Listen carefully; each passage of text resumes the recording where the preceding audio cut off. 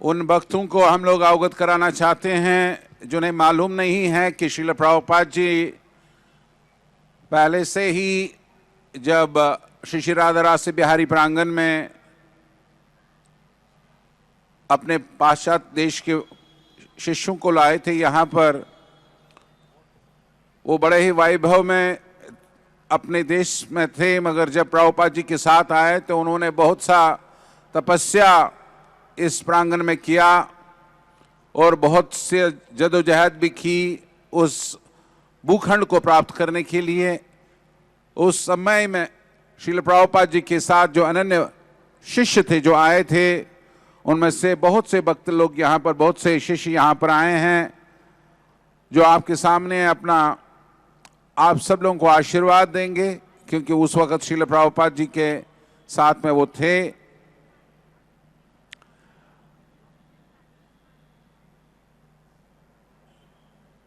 मैं पहले ही स्टार्ट करना चाहता हूं, आपके बीच में सबसे फेमस प्रभुपाद जी के शिष्य जो उनके सेक्रेटरी थे, श्याम सुंदर प्रभु यहाँ पर सामने बैठे हुए हैं, जिन्होंने प्रभुपाद जी की बहुत सेवा की और उनको बहुत सराहते थे।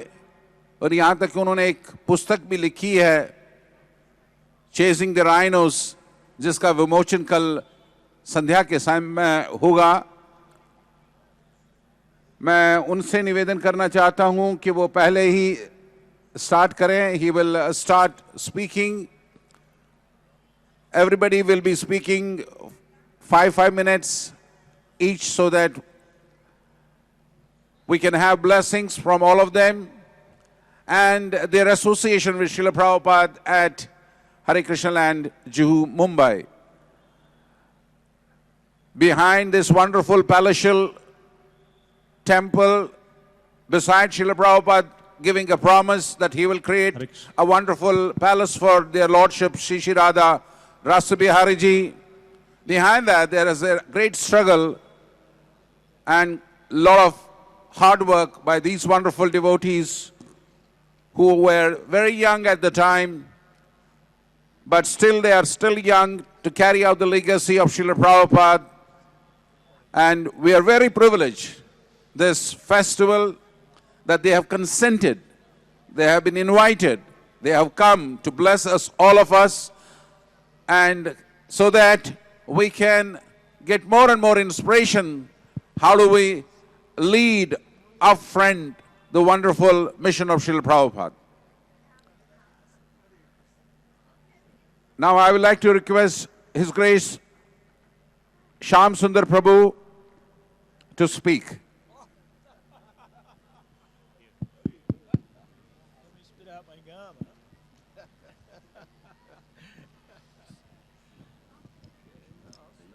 I got notes, man. I'm a writer, not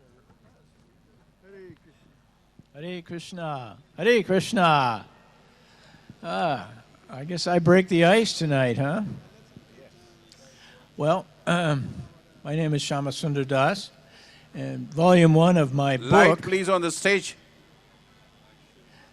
Devotees on the stage, please. Volume 1 of my book, Chasing Rhinos with the Swami, is available at my booth over here at the, after the show. It is the most intimate account yet of Srila Prabhupada in the late 60s in San Francisco. आवाज थोड़ा बढ़ा दीजिए इनका voice. Are you translating? Oh, okay.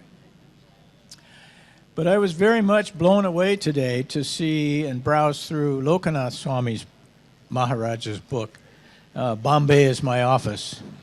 That book is also available over here tonight. It's such a beautiful, beautiful book. It so well depicts the early days in Bombay and Juhu.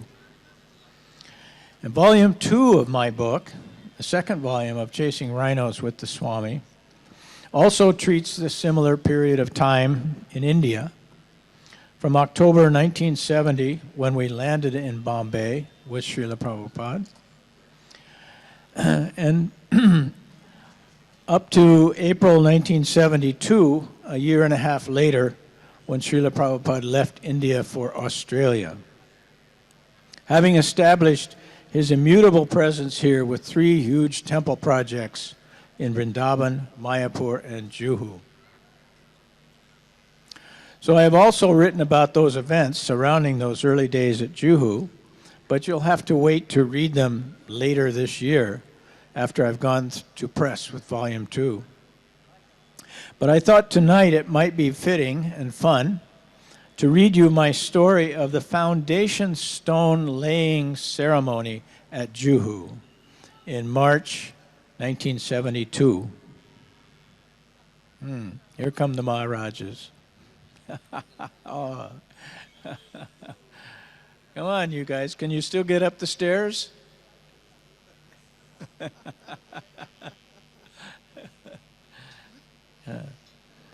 The story I'm about to read you is unedited, of course, but and it's from Volume 2 of what will be Chasing Rhinos with the Swami, Volume 2. And when I read this story, imagine that Srila Prabhupada has just in 2 weeks' time laid the foundation stones for 2 major temples, Mayapur and Vrindavan. And now he's on his way to Juhu to lay his 3rd cornerstone in what will be 3 weeks' time. It's early March on March 17th morning, 3 days after breaking ground for Krishna Balaram Temple in Vrindavan. Prabhupada is on a flight from Delhi to Bombay. Prabhupada is on a roll, a spectacular expression of energy and divine will. He hit Vrindavan running, and now he's blitzing Bombay, going for the trifecta at Juhu, the closing salvo, the 3rd movement to his India Temple Symphony. Brahmananda has done a good job. Nearly 5 acres of brush and weeds, decades of accumulated litter have been cleared, and the Bombay devotees have relocated to tents and palm frond bamboo huts spread around Camp Juhu. Prabhupada will stay in the home of Mr. and Mrs. Acharya, tenants on the property. Nandakumar, Pradyumna, and I will camp in their living room.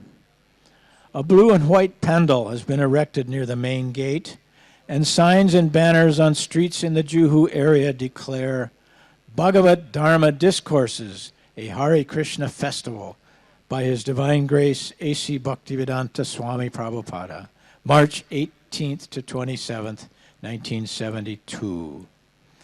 The Radha Rasa Bihari deities have been brought from Akashganga and installed in the pandal. The comfortable quarters downtown are abandoned, and Bombay devotees are forced to make the Juhu project work. This was Prabhupada's strategy. There was still no signed conveyance deed for the Juhu land, but in India, once there are deities in place and people are living there, it is almost impossible to remove them. In India, it seems, possession is 9/10 of the law. Juhu was almost completely surrounded by tidal mangroves and rice paddies, and to the east a drainage ditch and slums, the perfect breeding grounds for rats, snakes, mosquitoes, and disease, and the hot season has begun in Bombay. It's in the 90s and low hundreds Fahrenheit every day, and there's no AC or fans. Many Western devotees lay sick in their sweltering tents with amoebic dysentery, jaundice, skin boils, and fever. Malaria and typhoid were constant threats. There are 32 families, nearly 100 tenants, already living on the Juhu property in 6 two-story concrete apartment blocks and 3 single-story homes built in the 20s and 30s. The recent flurry of activity has got them very upset. Many are Christians and Muslims thinking, who are these people and what are they doing here on our land? The noisy construction at all hours, the sudden influx of semi-naked, white-skinned gorillas tearing up the place. And now, loudspeakers, a stage show, and hordes of strangers tramping through the property. Emotion is high, and the situation is ripe for confrontation. In a small garden at the center of the Juhu apartment complex was a bronze statue of Mahatma Gandhi, about 18 inches high, much revered by our neighbors. One morning they awoke to discover it missing, and later in the day someone found it at the bottom of the well. The Western devotees were obvious suspects, and the situation became explosive. Heart disease, heat, disease, disgruntled neighbors, chaos, but the show must go on. And on 17th afternoon, Prabhupada initiates new devotees in the Pandal, including some Indian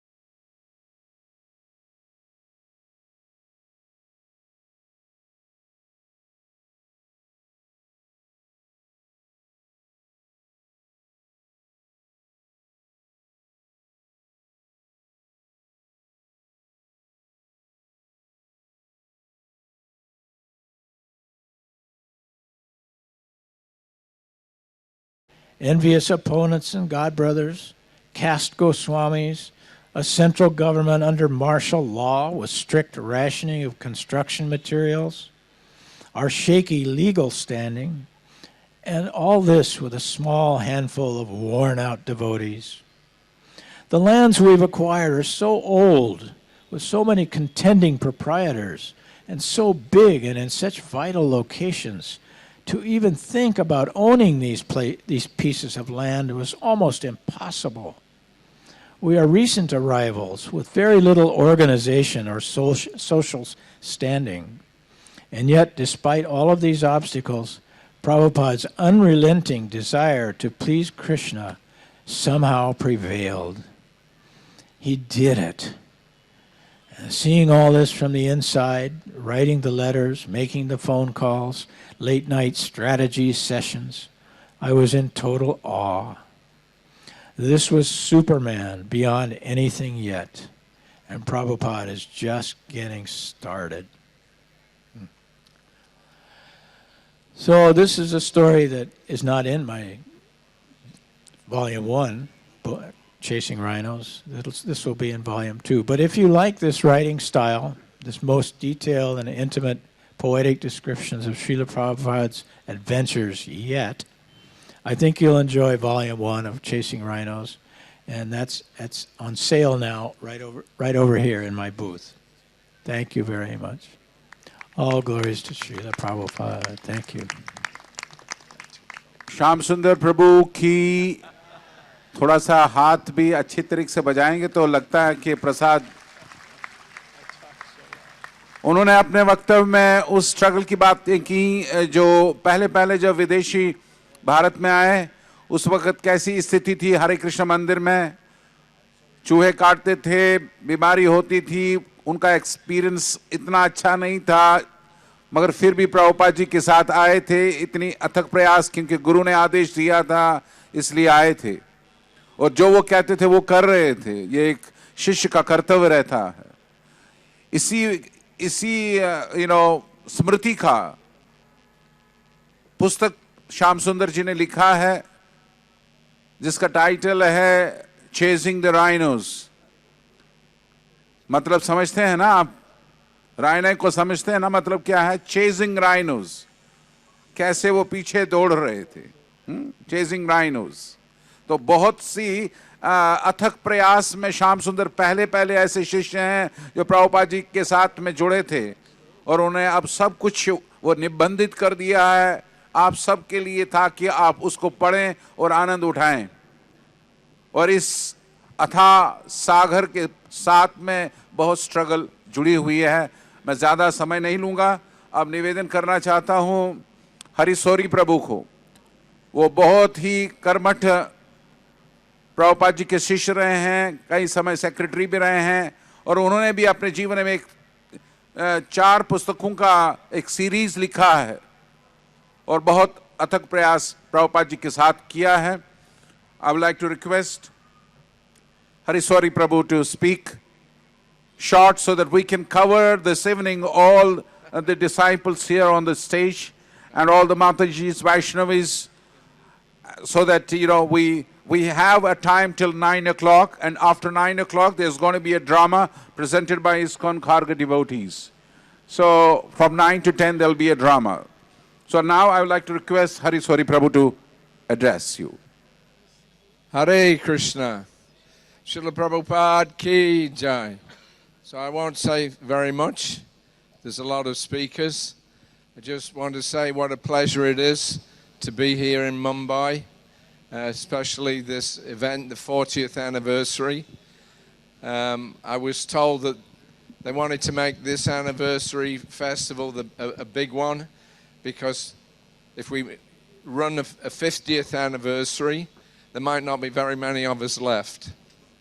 So, Shyamasundar Prabhu, he's just spoken about his experiences traveling with Srila Prabhupada.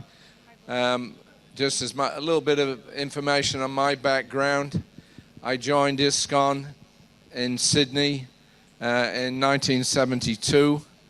I'd been in the temple about 6 weeks. I joined in mid-February. And then we heard that Prabhupada was coming there. And on April the 1st, he arrived. And that was when I first met Shyama Sundar Prabhu. He was Prabhupada's secretary at that time. And we were raw Bhaktas. We didn't know anything about spiritual life except Srila Prabhupada. Whatever we had understood about the purpose and meaning of life, that was all given to us by Srila Prabhupada and no one else. I had some experiences of reading various books in my search for answers to the questions of why we're here and what we're supposed to be doing, and especially what happens after death. I'd read some guru's book where he had declared that you can be your own guru, that after you've read this book, you should just throw it away because I'm not your guru either. Just be your own guru. So there was a lot of different gurus and sadhus that were on the circuit, but when we met Srila Prabhupada, we met the real thing. He stood out from everybody else because of his integrity, his honesty, his understanding of spiritual life from the Bhagavad Gita and the Srimad Bhagavatam. I remember in Sydney, just before I joined the temple, I had been approached by one of the devotees who sold me a Bhagavad Gita as it is.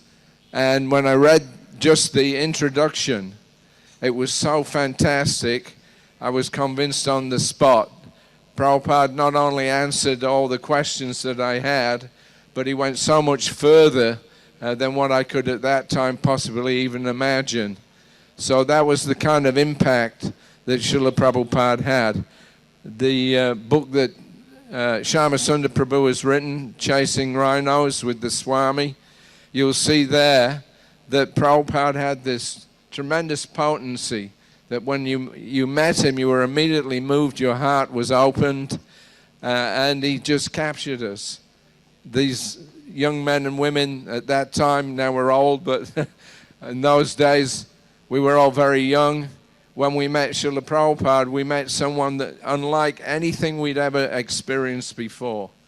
And I personally felt when I saw Prabhupada that this is a person that I can completely trust in every respect. And I had no hesitation in offering my youth and my life to Srila Prabhupada's mission.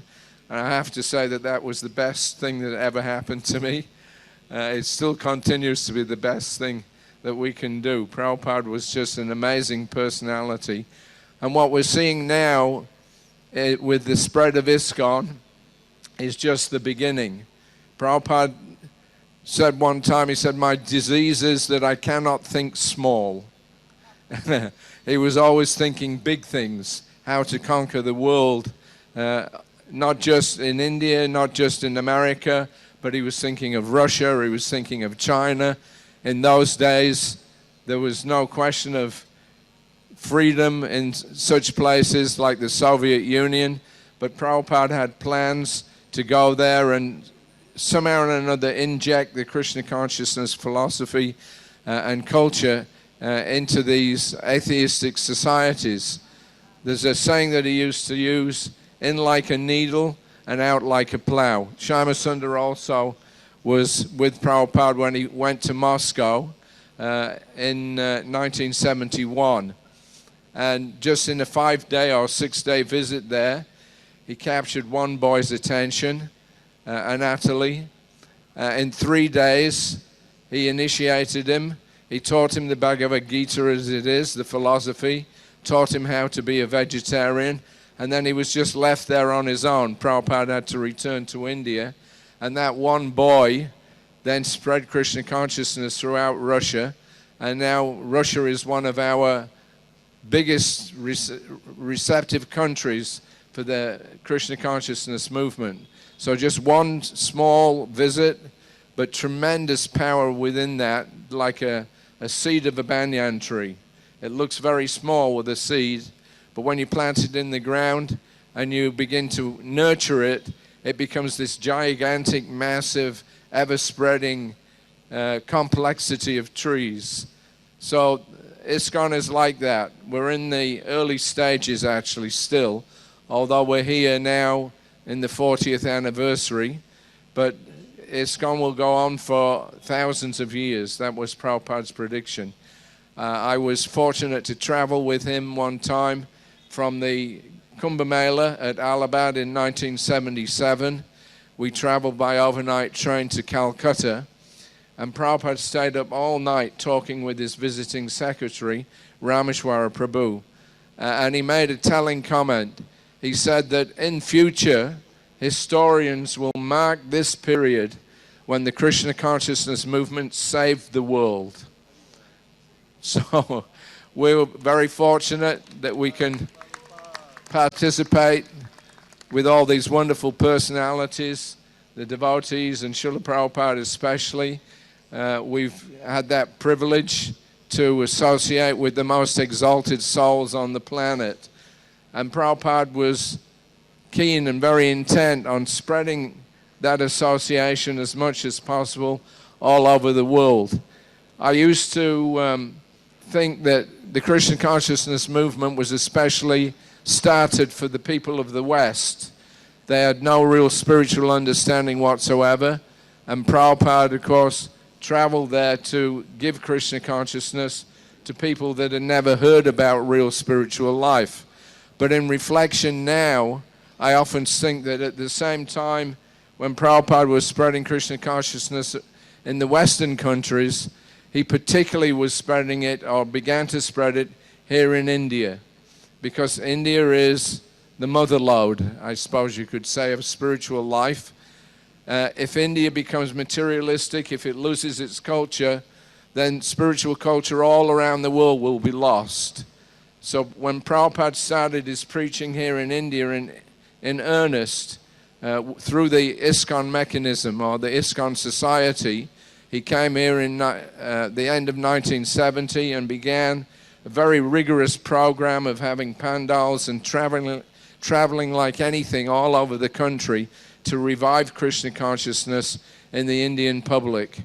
Whenever we had pandals, thousands of people would come to see Srila Prabhupada and hear him, and he would repeat the same message again and again and again. You are Indians, this is your culture, you must take it up and spread it far and wide. I am one Indian, I have no help, but Krishna consciousness is spread around the world. So each and every one of you should take your culture and spread it, even if it's just amongst your own family, but become a guru. A guru means somebody who represents Krishna and gives people the absolute truth of what life is and what it's for, and how to make life a success. So that's our appeal. We see some success in places like here in Mumbai. In India now we have dozens of temples opening up, and the imperative for us is to keep the strict standards that Srila Prabhupada introduced. We have our 4 regulative principles, as we call them, and also we have the 5th regulative principle, which is to always chant the holy name of Krishna. And Prabhupada said, if you do just that much, then it will transform the world. The world itself as it is right now is rapidly going to hell. We see so many stories in the newspapers every day: murder, mayhem, illicit activities, degraded activities all over. This Krishna consciousness movement was begun by Srila Prabhupada to counteract the effects of Kali Yuga. So this is the age of hypocrisy and quarrel. Srila Prabhupada stood out because in him there was no hypocrisy. It was a completely trustworthy personality representing the Supreme Lord in the best way possible. And special even amongst the Vaishnavas. It's not that the message of Krishna consciousness was limited to Srila Prabhupada. He had many colleagues, god brothers and god sisters that were initiated into this movement, but Srila Prabhupada was the one personality who took it very seriously to spread it all around the world. I'll end with one short story. We were in Hyderabad. There was a farming community that was just beginning there in December of 1976.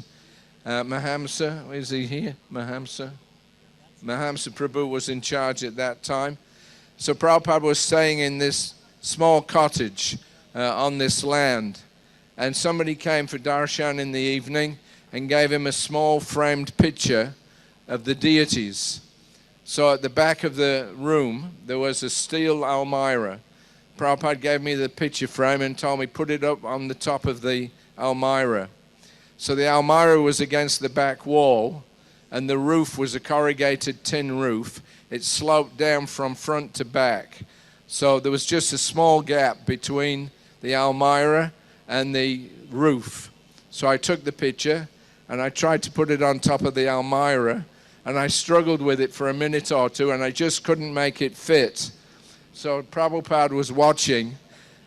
After about a minute or so, he got up himself, he took the picture off from me, and just in 1 second, he down from front to back. So there was just a small gap between the almirah and the roof. So I took the picture, and I tried to put it on top of the almirah, and I struggled with it for a minute. He just went, oomph, like this, and it was there, perfect, sitting on top of the almirah. So it was so funny, we were all laughing. Prabhupada looked, he said, everything requires a little intelligence. And he said, you know the story of Columbus and friends. So I'd not heard that story before, so I was eager to hear it. There were a few of us in the room, so Prabhupada told the story of Columbus and friends. He said that Christopher Columbus, when he returned back to his homeland, then, of course, everybody says that he discovered America. But some of his friends, they were saying, well, anybody could have done that. America was there, you had the ships, you had the man, you just sailed across the water, you bumped into America, that's it. Anybody could have done it. So Columbus replied, no. He said, not everybody can do it. He said, it takes intelligence to do it. So I'll prove it to you.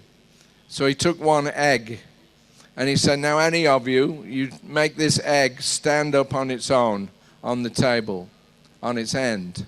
So each one of them, they took the egg, they tried to make it stand up. It would naturally roll this way and that way.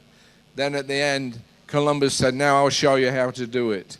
So he took the egg, he tapped it on the table and broke the eggshell just at the point, and then he stood it up on the desk. So then they said, well, anybody could have done that. So then Columbus said, no. He said, you had the egg and the table, you could not do it. I did. So that's Srila Prabhupada. There are other people that knew Krishna consciousness. They were aware of the prediction of Lord Chaitanya, that the Krishna consciousness movement would spread all across the world. And in fact, one of the leading God brothers and friends of Srila Prabhupada, when he met him in 1975 and 76 in Mayapur, he told him that this verse that predicts Krishna consciousness spreading all over the world, Prachiva Chejata Nagaradi Gram, Savatra Prachahoy Be Moranam, that Lord Chaitanya had said that his name would spread to every town and village. So this God brother told Prabhupada, he said, we actually thought, we never took that literally. We always thought that that was some kind of poetic coupling or verse just to glorify the chanting of the holy names. But we never imagined that it meant literally every town and village in the world. But he said, you have actually done it. He said, therefore you are the real Acharya. So that was Srila Prabhupada. He's our Acharya. He's our lifesaver. And our connection with him is eternal. So we just have to follow what Prabhupada said and try to do our best to emulate what he did. And this Krishna consciousness movement will change the world. That's a fact. Srila Prabhupada ki jai. Thank you very much, Hariswari Prabhu. Your wonderful diary about Srila Prabhupada is a fantastic, diary. Anybody wants to furthermore read the realizations and anecdotes of Srila Prabhupada with Hariswari Prabhu, you can buy these diaries from the bookstall and furthermore get enlightened about the conversations. Now I would like to go towards the Vaishnavi side, Mataji's side, because there are a lot of devotees here. We like to see that it moves faster, it goes very nicely between Mataji's and Prabhu's have to be little more shorter so that we can accomplish every person who is on the stage can give us your nectar and blessings. That's the mission of this evening. But 15th and 16th we are going to hear more elaborately, and I'm sure that you'll be all there to hear more and more about their realization, their connection with Prabhupada, and their struggle at Hare Krishna land, and their association with Srila Prabhupada. Now I would like to request Vishakha Mataji.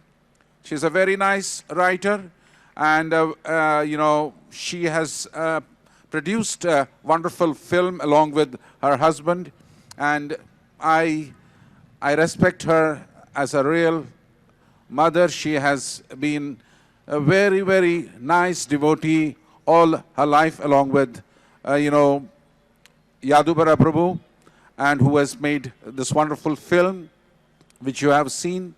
It was released in India, it was released in America, and it won the praises all over the globe. And she has been kith and kin in making this wonderful film. Vishakha Mataji. थोड़ा सा और गर्मी करेंगे तो अच्छा रहेगा. I think you should put your hands together and loudly do that. That will show real solidarity, because they have all flown from America and you cannot even clap two hands. All those devotees who are at the back side, I just want to humbly request them, kindly come and sit down on the chairs and hear this wonderful nectar which is flowing from the mouth of these wonderful devotees, Srila Prabhupada disciples. Eating every time you are doing, but today is the time for hearing. Hare Krishna. Nama Om Vishnu Padaya Krishna Prastaya Bhutale Shrimate Bhaktivedanta Swaminiti Namane Namaste Saraswati Devi Gauravani Pracharane Nirvasesa Sunyavadi Paskyata Deshatarane Vanchakopa Tarubhyascha Kripa Sindhu Bhyevacha Patitanam Pavanebhyo Vaishnavebhyo Namo Namaha. In March, April of 1970, I was a 20-year-old photographer who had come to India on the invitation of her boyfriend, who later became her husband. And the two of us, my then boyfriend and I, had a brilliant idea. He was also a photographer. We wanted to do a National Geographic type story about a quaint Indian village where they did not use technology, but they used the bulls to till the soil. They used hand looms to create their own cloth. They grew organic vegetables and had dramas under the sky in the evening. So this really captured our imagination, this idea. But our problem was that we were new to India. We didn't know which village would be suitable for this story. So we were in contact with His Divine Grace, A.C. Bhaktivedanta Swami Prabhupada, and we thought Prabhupada's from India. He's traveled extensively throughout India. He will be able to tell us where to go to do our National Geographic type story. So this was after the first Cross Maidan Pandal. It was in the Akash Ganga building, which is on Marine Drive on the 7th floor. And we went into Prabhupada's room. The sea breezes were blowing the curtains, and Prabhupada was very relaxed and happy because the Pandal had been very successful. He was going to continue his travels at that point overseas.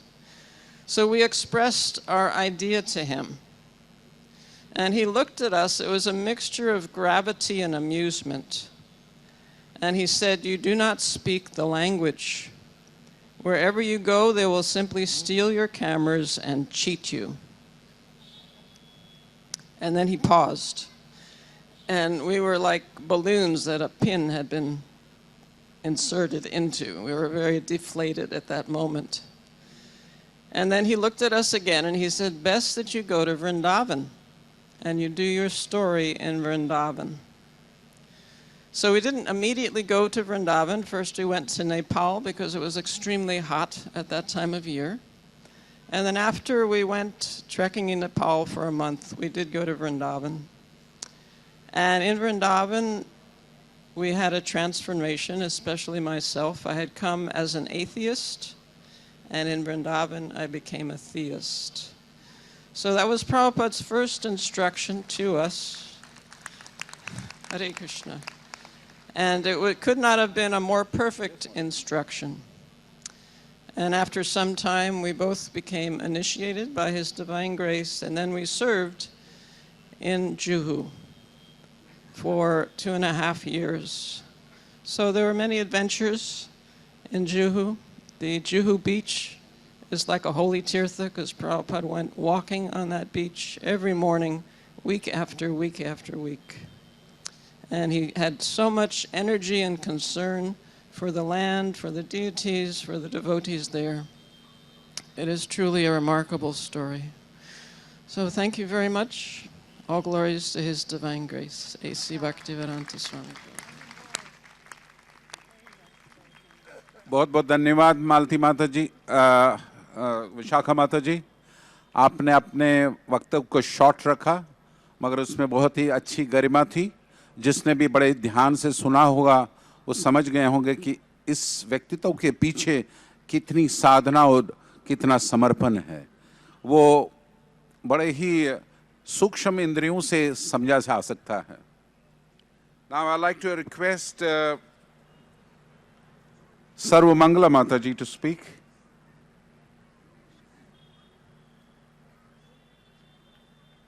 Hare Krishna. Namo Vishnu Padaya Krishna Prastaya Bhutale Shri Mate Bhaktivedanta Swami Niti Namane Namaste Saraswati Deve Gauravani Pacharine Nirvisesha Shunyavadi Pastrachardi Zatarine.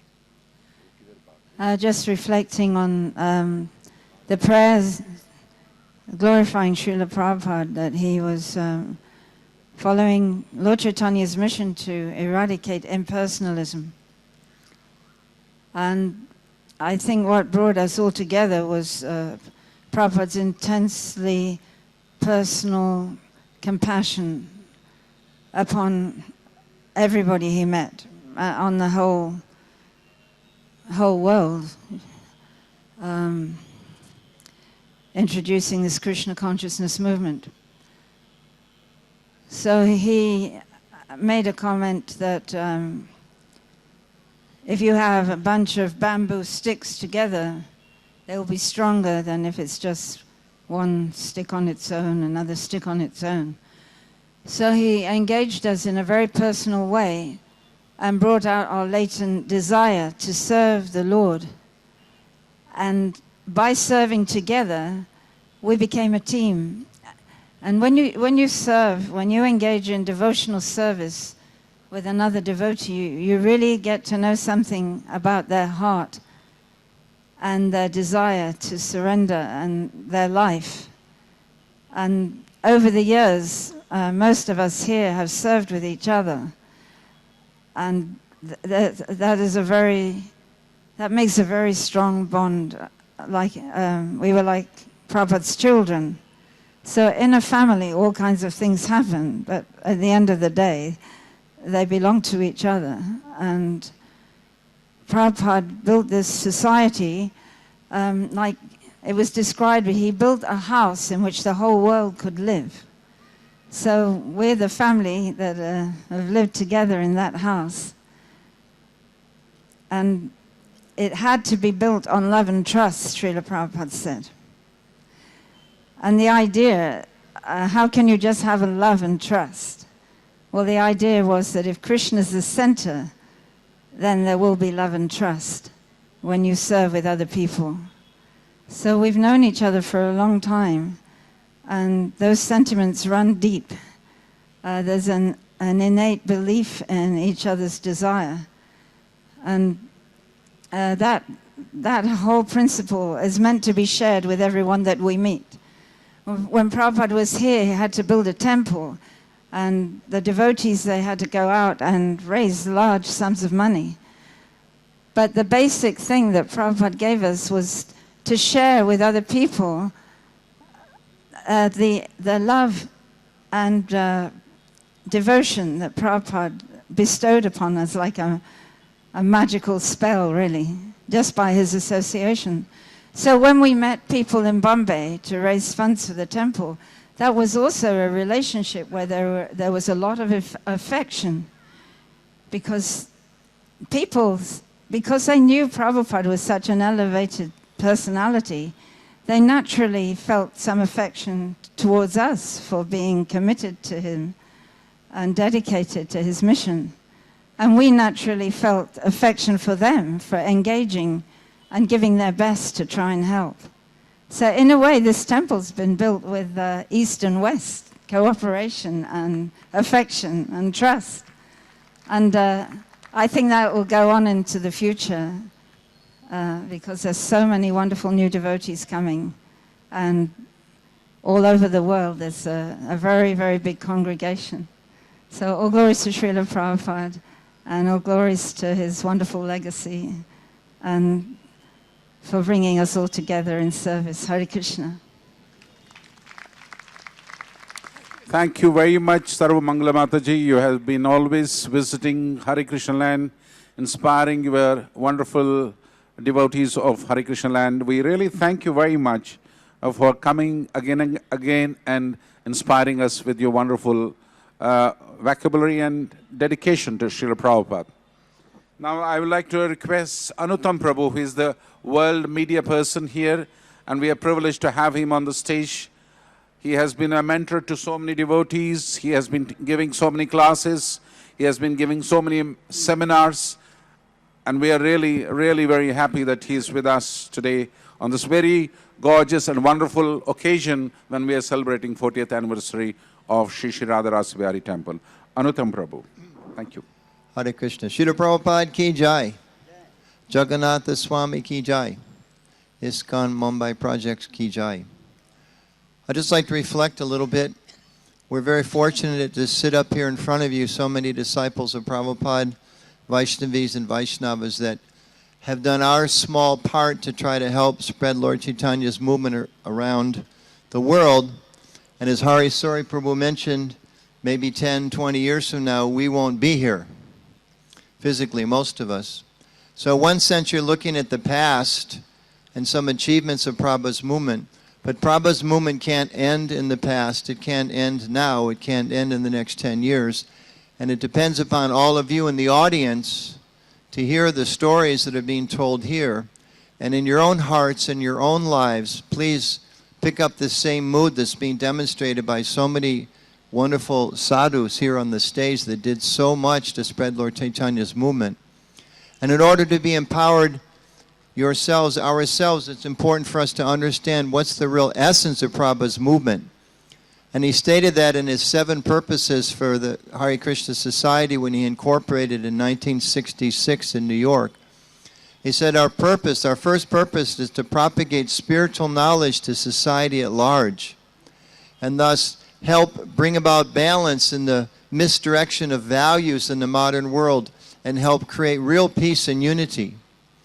So we can see Prabhupada's mission. He took a bare piece of land and built this beautiful temple so that lakhs and lakhs of people could come and have darshan. And then he also said, let's bring the deity out of the temple as we did today at Rath Yatra, so that everyone can see the Lord, everyone can be engaged in the process of bhakti. So our movement is like that. Just like you see the diversity of people up here on the stage, men, women, Indian, white, black, etc., young, old. That's the spirit of the Hare Krishna movement. And if we take up that same spirit in our own hearts, we can be emissaries of the Krishna conscious movement.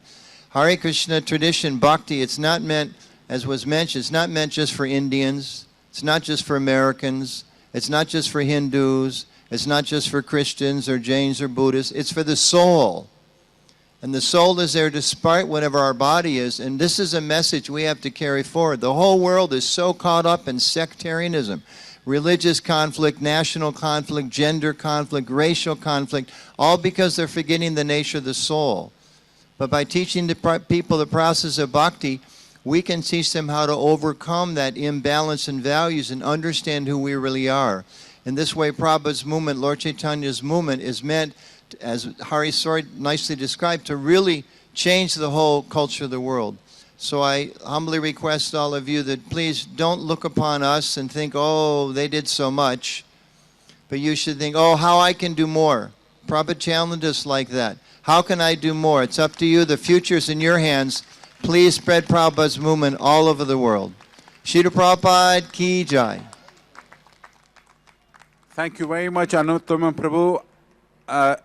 You have been very, very straight to the bullseye, and प्रभु जी ने अपने वक्तव्य में आप सबको बताया कि आप सब भी वो कर सकते हैं जो उन्होंने किया है.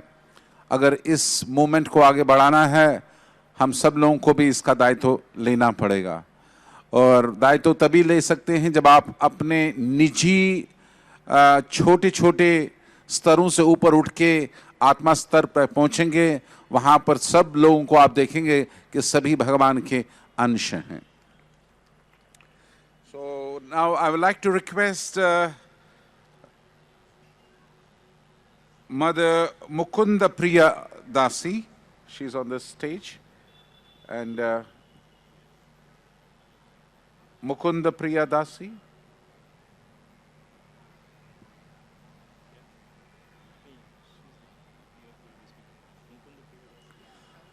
Ambika Dasi.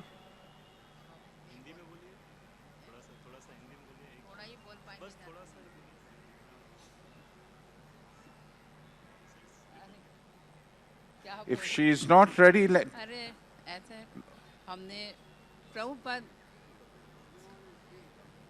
कुछ बोल नहीं पाएंगे, हम तो ज़्यादा बोल प्रभुपाद से हमारा ज़्यादा संपर्क नहीं हो पाया था.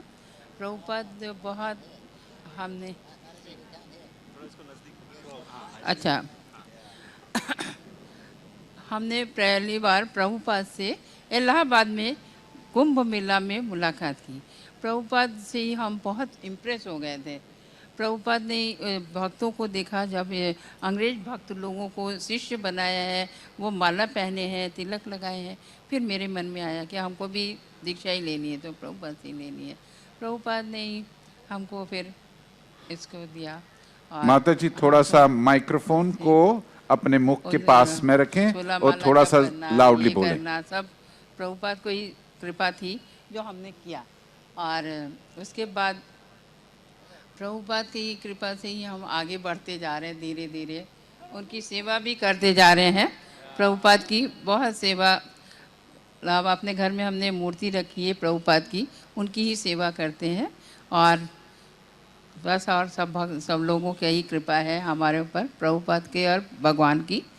हरे कृष्णा हरे कृष्णा. बहुत बहुत धन्यवाद आपका माता जी. Like to request Moksha Lakshmi Devi Dasi to address. Yes. Hare Krishna. As I'm looking out at this ocean of people and all my God brothers and sisters, I'm remembering that what's brought us together is one man and his desire to fulfill the request of his own spiritual master. And of course, we all know who that man is. It's His Divine Grace, A.C. Bhaktivedanta Swami Srila Prabhupada. And because of his compassion on everyone, we're all here tonight, and this wonderful Hare Krishna movement has been created for the benefit of everyone. And I saw personally how Srila Prabhupada cared for every single soul on this planet. When I lived here in Bombay, I started one school for poor people, poor children. They were so poor that there were more holes in their vests than there were vests. There was cloth. And Prabhupada heard these children chanting, and he asked to see them. Now, this is a really, really busy man. He has a huge society, 108 temples to look after. He has books to write, books to give purports to, and print. He has a million things to do. But this man, because of his pure compassion allowed these little poor children from the Juhu fishing village to come up and take his time. And he sat there with them and he looked at all the pictures of Krishna that they'd drawn for him. And that is the quality of Srila Prabhupada. He saw beyond our temporary bodies. He saw the soul, and he could also understand the nature of the material world and how much we all suffer in this world. And he cared for us so deeply. There's one lovely story I once heard, how one devotee said to Srila Prabhupada, sometimes when I see the people, the non-devotees suffering, I feel compassion for them. And Srila Prabhupada said, only sometimes. And I think that sums up the love and the qualities of Srila Prabhupada. Srila Prabhupada ki. Thank you very much, Moksha Lakshmi Mataji. I'd like to request now Trinakrita Prabhu, who is there. Thank you very much, Trina Prabhu. He has been staying in India for a long time, traveling to India many times, and we are always getting his blessings and association. Thank you for being with us for this evening. Thank you. Hare Krishna. Srila Prabhupada ki jai. So, in the second canto of Srimad Bhagavatam, the 26 qualities of devotees are mentioned. And one of those qualities is kindness. And there was no one more kind than Srila Prabhupada.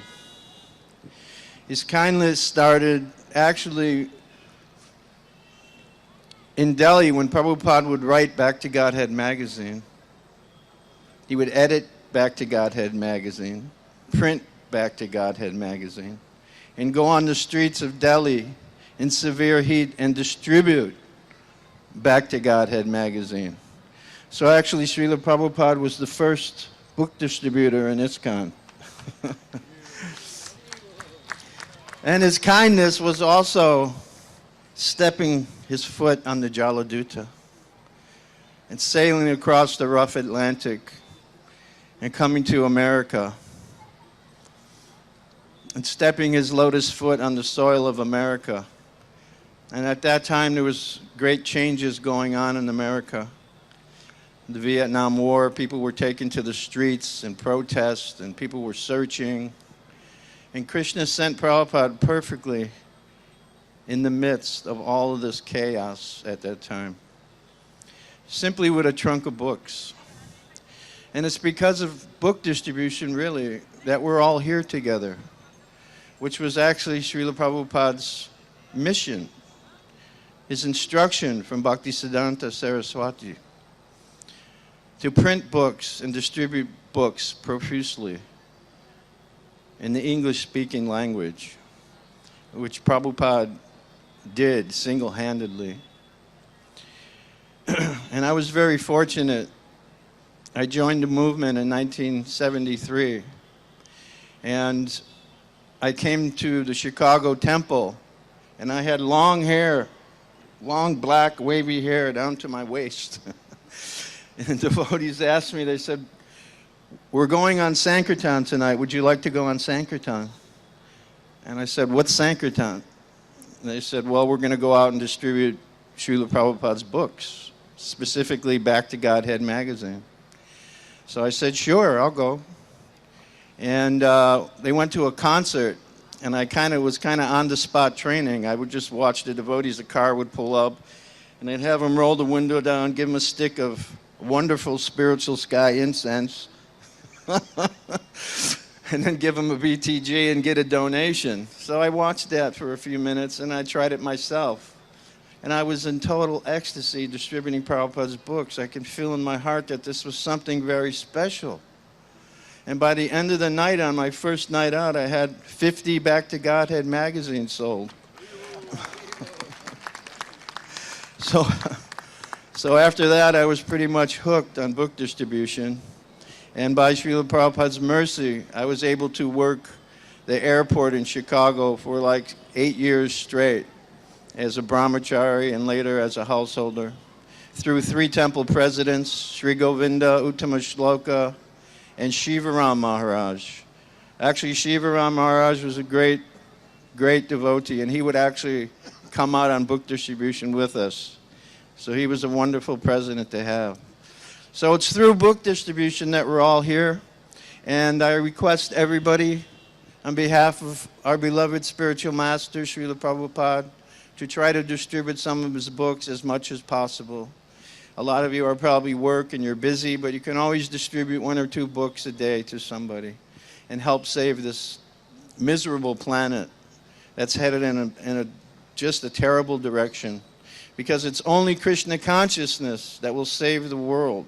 There's no doubt about it. And Prabhupada was a commanding general devotee. And he commanded respect. He did not demand respect. He commanded respect, 100%. And he always was up for a good fight, right, Shamasundar? So even when they struggled here in Juhu, we all know the story how Prabhupada struggled and fought so hard for this land and to establish this temple. And simply when it was all over, Prabhupada said, it was a good fight. Hare Krishna. Thank you very much. Hare Krishna. Thank you very much, Krita Prabhu. We are indeed indebted to you for once again inspiring to focus our attention on book distribution and Back to Godhead magazine distribution. All of you who have come to the fold of Krishna consciousness, I'm sure you must have read some of the books of Srila Prabhupada. That's why you are here. So that's what he has emphasized all of us, that we must continue to distribute books and read books. Now I'd like to request Parmeshwar Prabhu. Parmeshwar Prabhu? Yes, from Chamurasi. Parmeshwar Prabhu is preaching in a very, very remote area of India where there are, like tribesmen, and he has been preaching in that set. Yes, Parmeshwar Prabhu. Hare Krishna. Namo Vishnupadaya Krishna Prasthaya Bhutale Srimati Bhaktivedanta Samiti Namine. Hare Krishna. आप लोग सारा जोर से बोलिए हरे कृष्णा हरे Krishna Krishna Krishna Hare Hare Hare Ram Ram Ram Hare Hare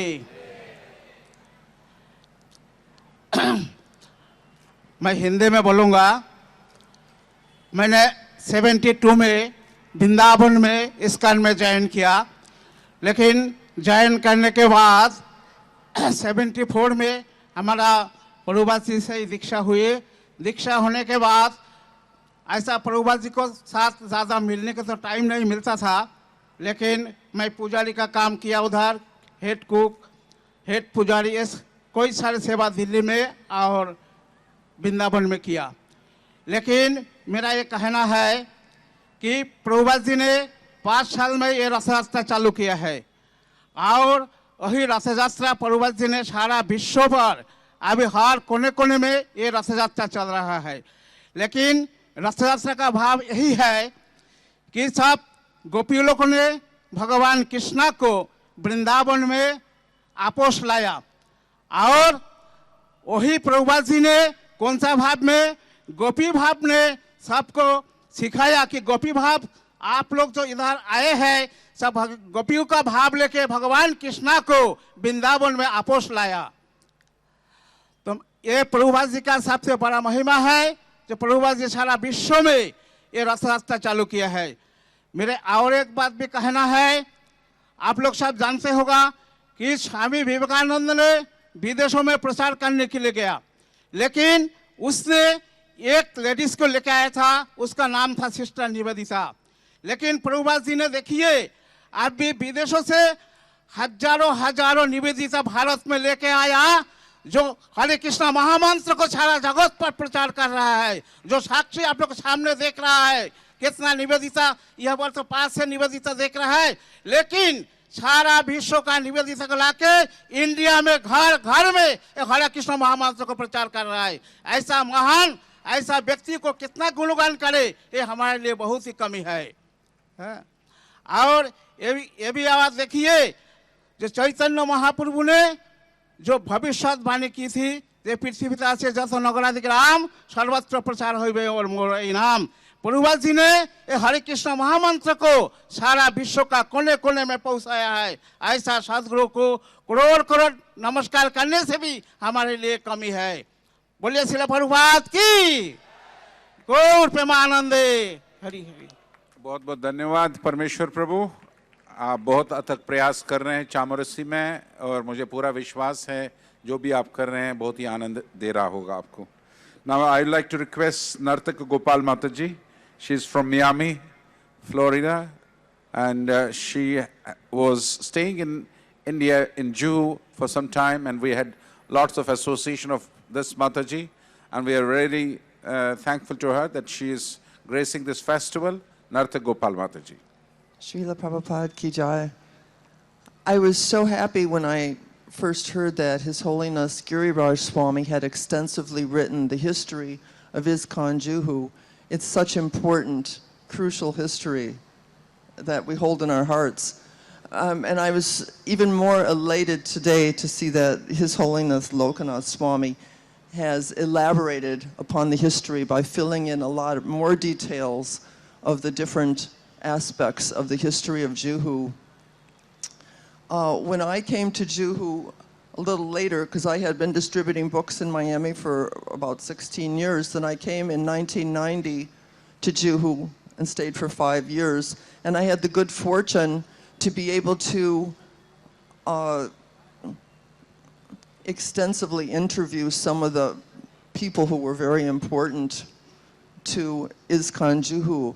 Srimati Sumati Morarji, went to her house a few times. Also, Mr. P.L. Shetty, such a wonderful devotee. And unfortunately, both of them are not with us anymore on the planet, but I can fine-tune and tell a couple more details about one of the stories that is in Lokanath Swami's book. Finally, after Mr. Nair had passed, and Mrs. Nair had so-called come to her senses, she was crying and asking Prabhupada to please forgive her for her offenses and place the deed at his lotus feet. And at that time, it was late at night, and Mr. Shetty told me that they called, he said Prabhupada called him, but in this book it says the devotees called him and asked him to come. So they came. It was very late, and in fact, they had on, he said, we had our pajamas on, you know, and his son said they had their night dress on. So they came like that in the middle of the night. And so after Prabhupada, when the deed was finalized, Prabhupada said, now this is finalized, and now as the time has come, we are going to begin collecting so we can build our temple finally. And Mr. Shetty knew he had to give a donation, but he said, oh my gosh, we had come in our night dress and our pajamas, and we had no money with us. And I just glanced at my wife, and then I saw on her wrists were bangles, and she just took them off and gave them to me. And I presented them to Srila Prabhupada. And Prabhupada said, the first donation for Radha Rasa Bihari Ji's temple is gold. I'm very happy. So Juhu temple is so dear to my heart, and it's the most beautiful temple in the world to me, with its 24 domes. Do you ever see another temple in the world with 24 domes? To my knowledge, I have not. And I just thank Srila Prabhupada. You know, like say if somebody comes to you and says, Prabhu, we'd like you to do some service, but you have to get up at midnight every night. I mean, how many of us would do it? But Srila Prabhupada got up for us every night at midnight to translate his books. So how can we not love him? All glories to Srila Prabhupada and all glories to ISKCON Juhu, Hare Krishna land. Thank you very much. या आपके हाथ जरा ठंडी है क्या भाई? भारतीय सभ्यता को दर्शाने में भी कतरा रहे हैं आप, हाँ? ये माता जी मियामी से आई अपने वक्तव्य को आपके सामने रखने के लिए, और दुर्भाग्य ये है कि हमारे हाथ भी नहीं उठते हैं, कि मतलब ऊर्जा शक्ति खत्म हो चुकी है, नाम स्मरण ज्यादा करना पड़ेगा. Okay, thank you very much, thank you very much. So I would like to request now Ambika Mataji, Ambika Dasi to speak. Hare Krishna. Hare Krishna Namam Vishnu Padaya Krishna Prasthaya Bhutale Smati Bhakti Vedanta Swami Iti Namane Namaste Saraswati Devi Gauravani Pasharni Nivasisa Sunyavadi Pastitare Satani. All glories to Srila Prabhupada. So Srila Prabhupada requested that the devotees from the Commonwealth countries should come to Bombay to continue with the project, because the devotees that were from America, who were in Juhu at the time, this was in 73, 74, they had to repeatedly go out of the country, whereas the Commonwealth countries didn't need to get a visa. So he wanted the devotees from England, Canada, Australia to come. So therefore, a lot of this that came in those times were from those countries. So I came at the beginning of 1974, and Juhu Beach was a pretty austere place to live. We lived in a little old kutir. We had to pull up a bucket of water to take bath or use the bathroom. And we didn't have many facilities. And there weren't many devotees there. Most of the devotees there were foreigners. There were just a few Indian boys there. The rest came from different countries. But we had a wonderful camaraderie, because we were all there serving Srila Prabhupada. I remember we would go to programs at life members' houses as Srila Prabhupada requested us. And one night when we were being introduced, there were 14 of us, and we were from 14 different countries. So that's what it was like then. But Srila Prabhupada, of course, because the project was so dear to him, he came so many times to Juhu. There weren't, mainly Delhi and Bombay were the main international airports, so that's where Srila Prabhupada would come. So many, many times when he was traveling overseas, he would come through Bombay, or if he had to go out, he'd go through Bombay. And sometimes, like in 74, he spent a whole month, morning and evening classes, those wonderful walks on the beach. And we just felt so privileged to have Srila Prabhupada coming all the time. There was a lot going on with the construction. When permission was finally given, it was all go. And the devotees would come together every afternoon with Srila Prabhupada. Life members would come, and we would have these wonderful transcendental darshans with Srila Prabhupada up on the roof or in Prabhupada's quarters. And it's something that we'll never forget. It was just such a blissful time, and I feel really fortunate to have been able to take part for a few years in this Bombay project. And now the fruit, it's all borne fruit, because there's a beautiful temple there for Radha Rasa Bihari. When we were there, they were just in a little shed, and it was so simple.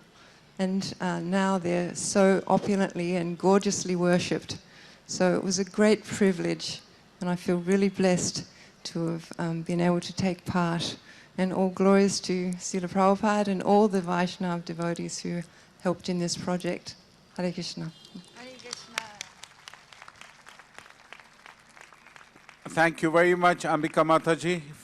We are indebted to you for your austerities, which you had done when there was nothing, but still you were so much attracted to Prabhupada and his preachings and teachings that you left your hometown and came along with the spiritual master to serve him.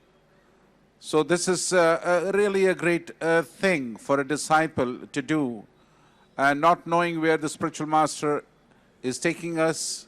There was no palatial building, there was nothing like that, but yet a disciple went out to serve spiritual master in any condition. So that is the solidarity of a disciple who decides to serve spiritual master. Thank you very much, Ambika Mataji. We are really grateful to you for being with us this evening. Yes, little clap. We have a wonderful pujari here from Mayapur, Janinivas Prabhu, and would like to request Janinivas Prabhu to address us.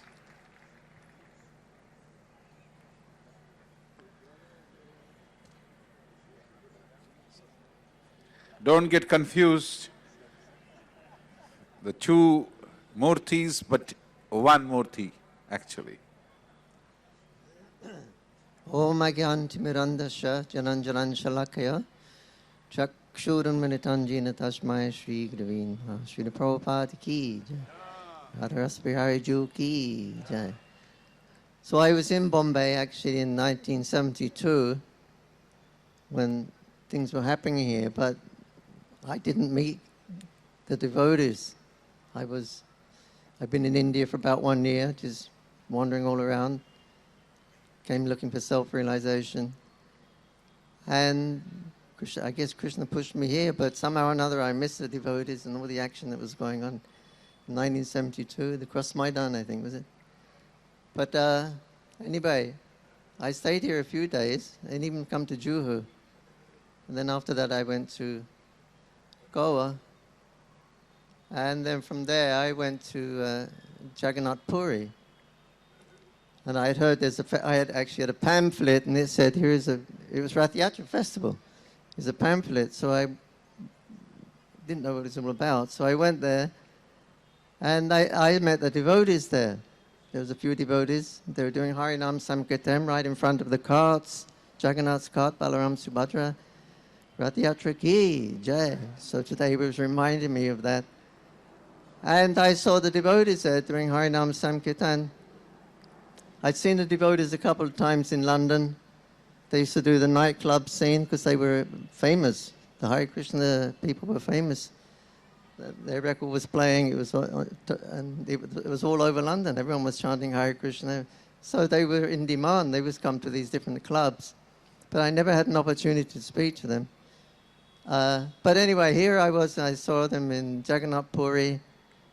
So I asked the devotees, why you are chanting Krishna's names? According to the Hindu mythology, we get the Trinity, Brahma, Vishnu, Mahesh. This is the highest thing, this is my understanding. This is the highest thing in Hinduism. So why you not chanting Brahma's name, Vishnu, Mahesh, Shiva? And the devotee said, oh, we chant Krishna's name because Krishna is the Supreme Personality of Godhead. And it struck me. And I thought, gee, nobody ever else told me that before. I've been meeting so many sadhus and things like that. I remember in Rishikesh, Swami, what's his name? Divine Light, was hearing him. He's born in a, I guess he must have been a Brahmana, but Indian born by birth, pious, sannyasi, top of the order of... And he used to lecture, but he didn't know who Krishna was. And I meet this new devotee, he was from Australia also, which Prabhupada said they're malechas. I've given you he said to Krishna, I've given you to the hands of the malechas. Give them intelligence to look after you nicely. Yeah, but anyway, so here was this devotee from Australia, Malecha Des, as Prabhupada said. And he knew, he'd only been a couple of years in ISKCON, he knew who Krishna was. And the big sannyasis, and they did not know. So this was Prabhupada's greatness. Transformation, just in a couple of years, they're speaking such philosophy that they taught most people in the world. Supposedly in India, with their culture and everything, they did not know. So,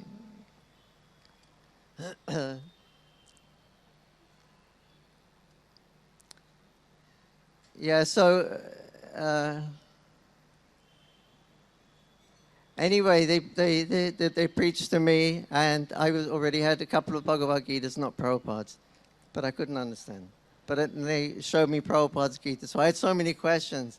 Perfect answer. Every time you put a person at the end of the question, it all makes sense. So Prabhupada, Krishna was there. It all made, everything went to Krishna, Krishna, Krishna. Otherwise, all the other books are kind of vague, and you can't, something you can't really grasp. But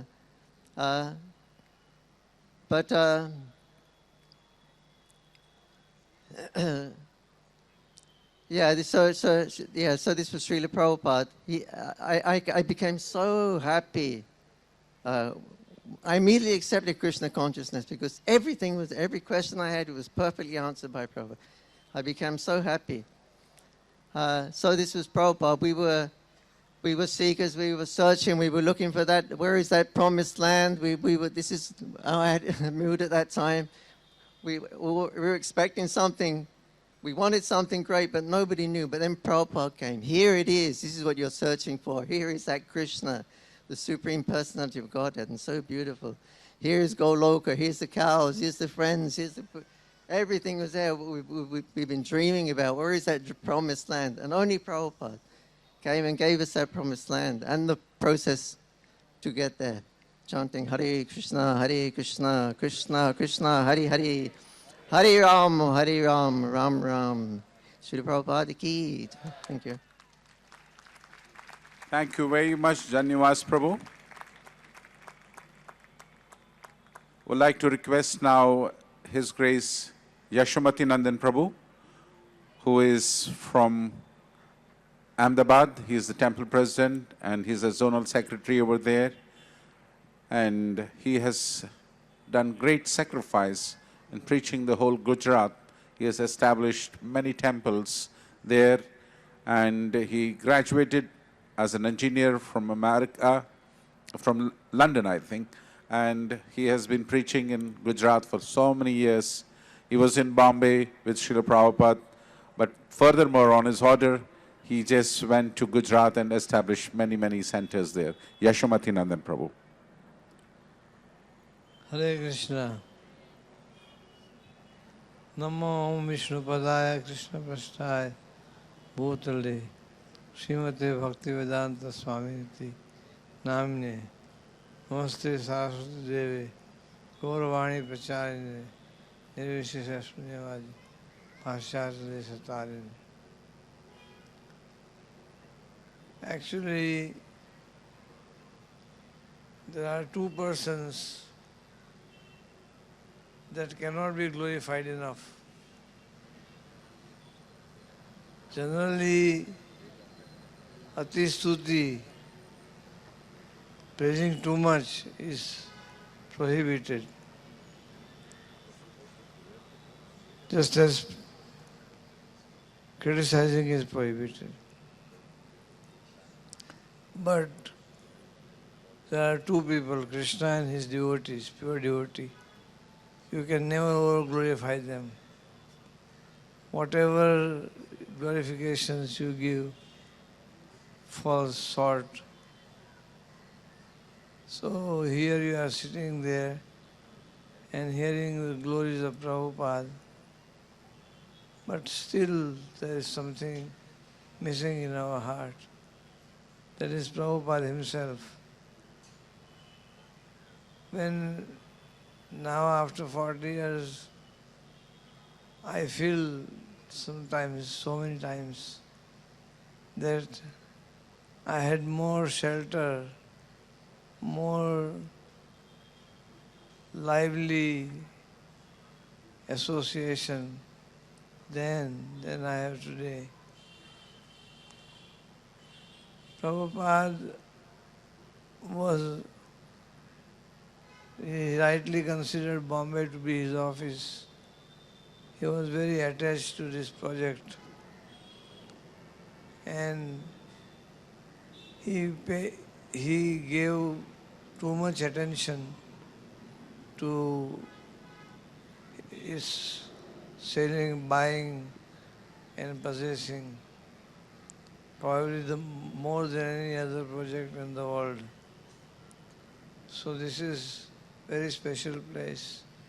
Prabhupada was a Bengali, and his birthplace was Calcutta, but he made a project here in India, here in Bombay, because he considered Bombay to be more important business-wise than Calcutta. So he says Bombay is the gateway of India. So Bombay, if you have a presence in Bombay, you have presence all over India. And what a wonderful mind stroke he had. Actually, after Bombay project opened, all of us, like Vrindavan, Delhi, Bangalore, they all started making more life members. More people started respecting ISKCON. And the whole revolution in India took place with this Bombay project opening. Bombay project helped in all critical junctures in ISKCON. Whenever there is some occasion comes, Bombay is helping. So Bombay is the leader of whole world, and we are very happy to celebrate 40 years birthday of Bombay project. I will tell you last thing.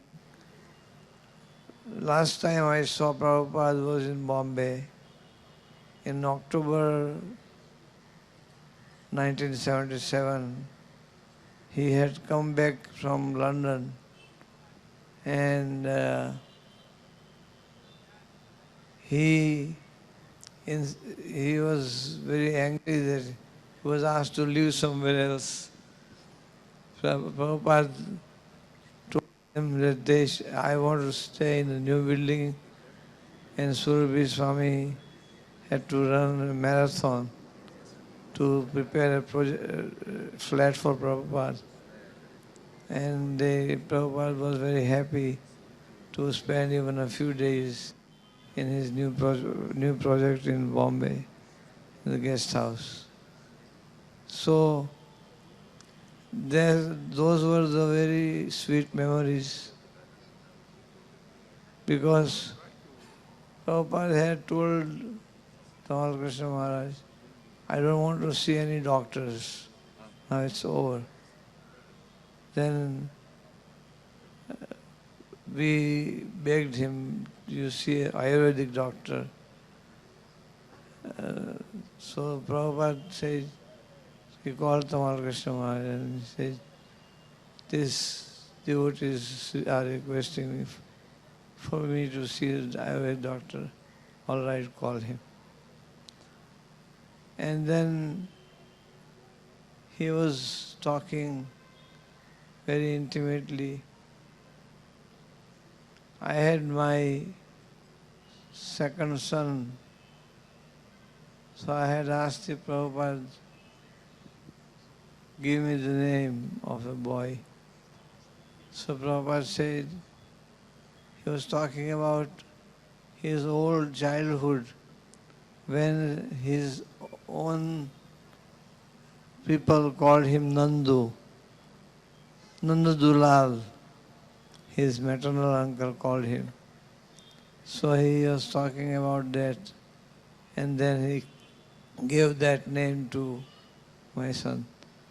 It was very intimately described in Tamal Krishna's diary. So there is a lot of sweet memories, attached with this Bombay project. And from here only, I took Prabhupada to Gujarat and Ahmedabad in 75 September. And then again he came in December for Sanand program. He was also there. So twice he came, and that was the inauguration of ISKCON in Gujarat. And Prabhupada was very kind.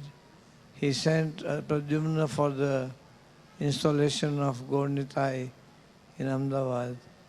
He was going to come himself, but he wrote to me, my health is not permitting. This was in March 1977. So during the same time, we got some 100 acres of farm donated, and Prabhupada wrote very clear instructions how we should run the farm project. So behind every one of my action in ISKCON, there was Prabhupada's guidance, which I miss today even. Even though we have developed advanced projects, but we miss Prabhupada's guidance. Hare Krishna. Thank you. Thank you very much, Yashomati Nandan Prabhu. थोड़ा जोर से आप clap करेंगे. गुजरात नज़दीक है, वो विदेश में नहीं है, गुजरात इंडिया में ही है. और जो नहीं गया है, और यहाँ पर बहुत से गुजराती भी बैठे होंगे, તમે બધા ગુજરાતી છો કે નથી? ઓકે, કેટલા છો? હાથ ખડા કરો તમે ભાઈ. બધા હાથ પાડ્યા કે નથી? જોરથી પાડો. યશોમતી નંદન પ્રભુ. Thank you. તમે બહુ સારા માણસ છો. So, I would like to request now Shankhadas Prabhu. Shankhadas Prabhu. Yes, please. Microphone, Prabhu.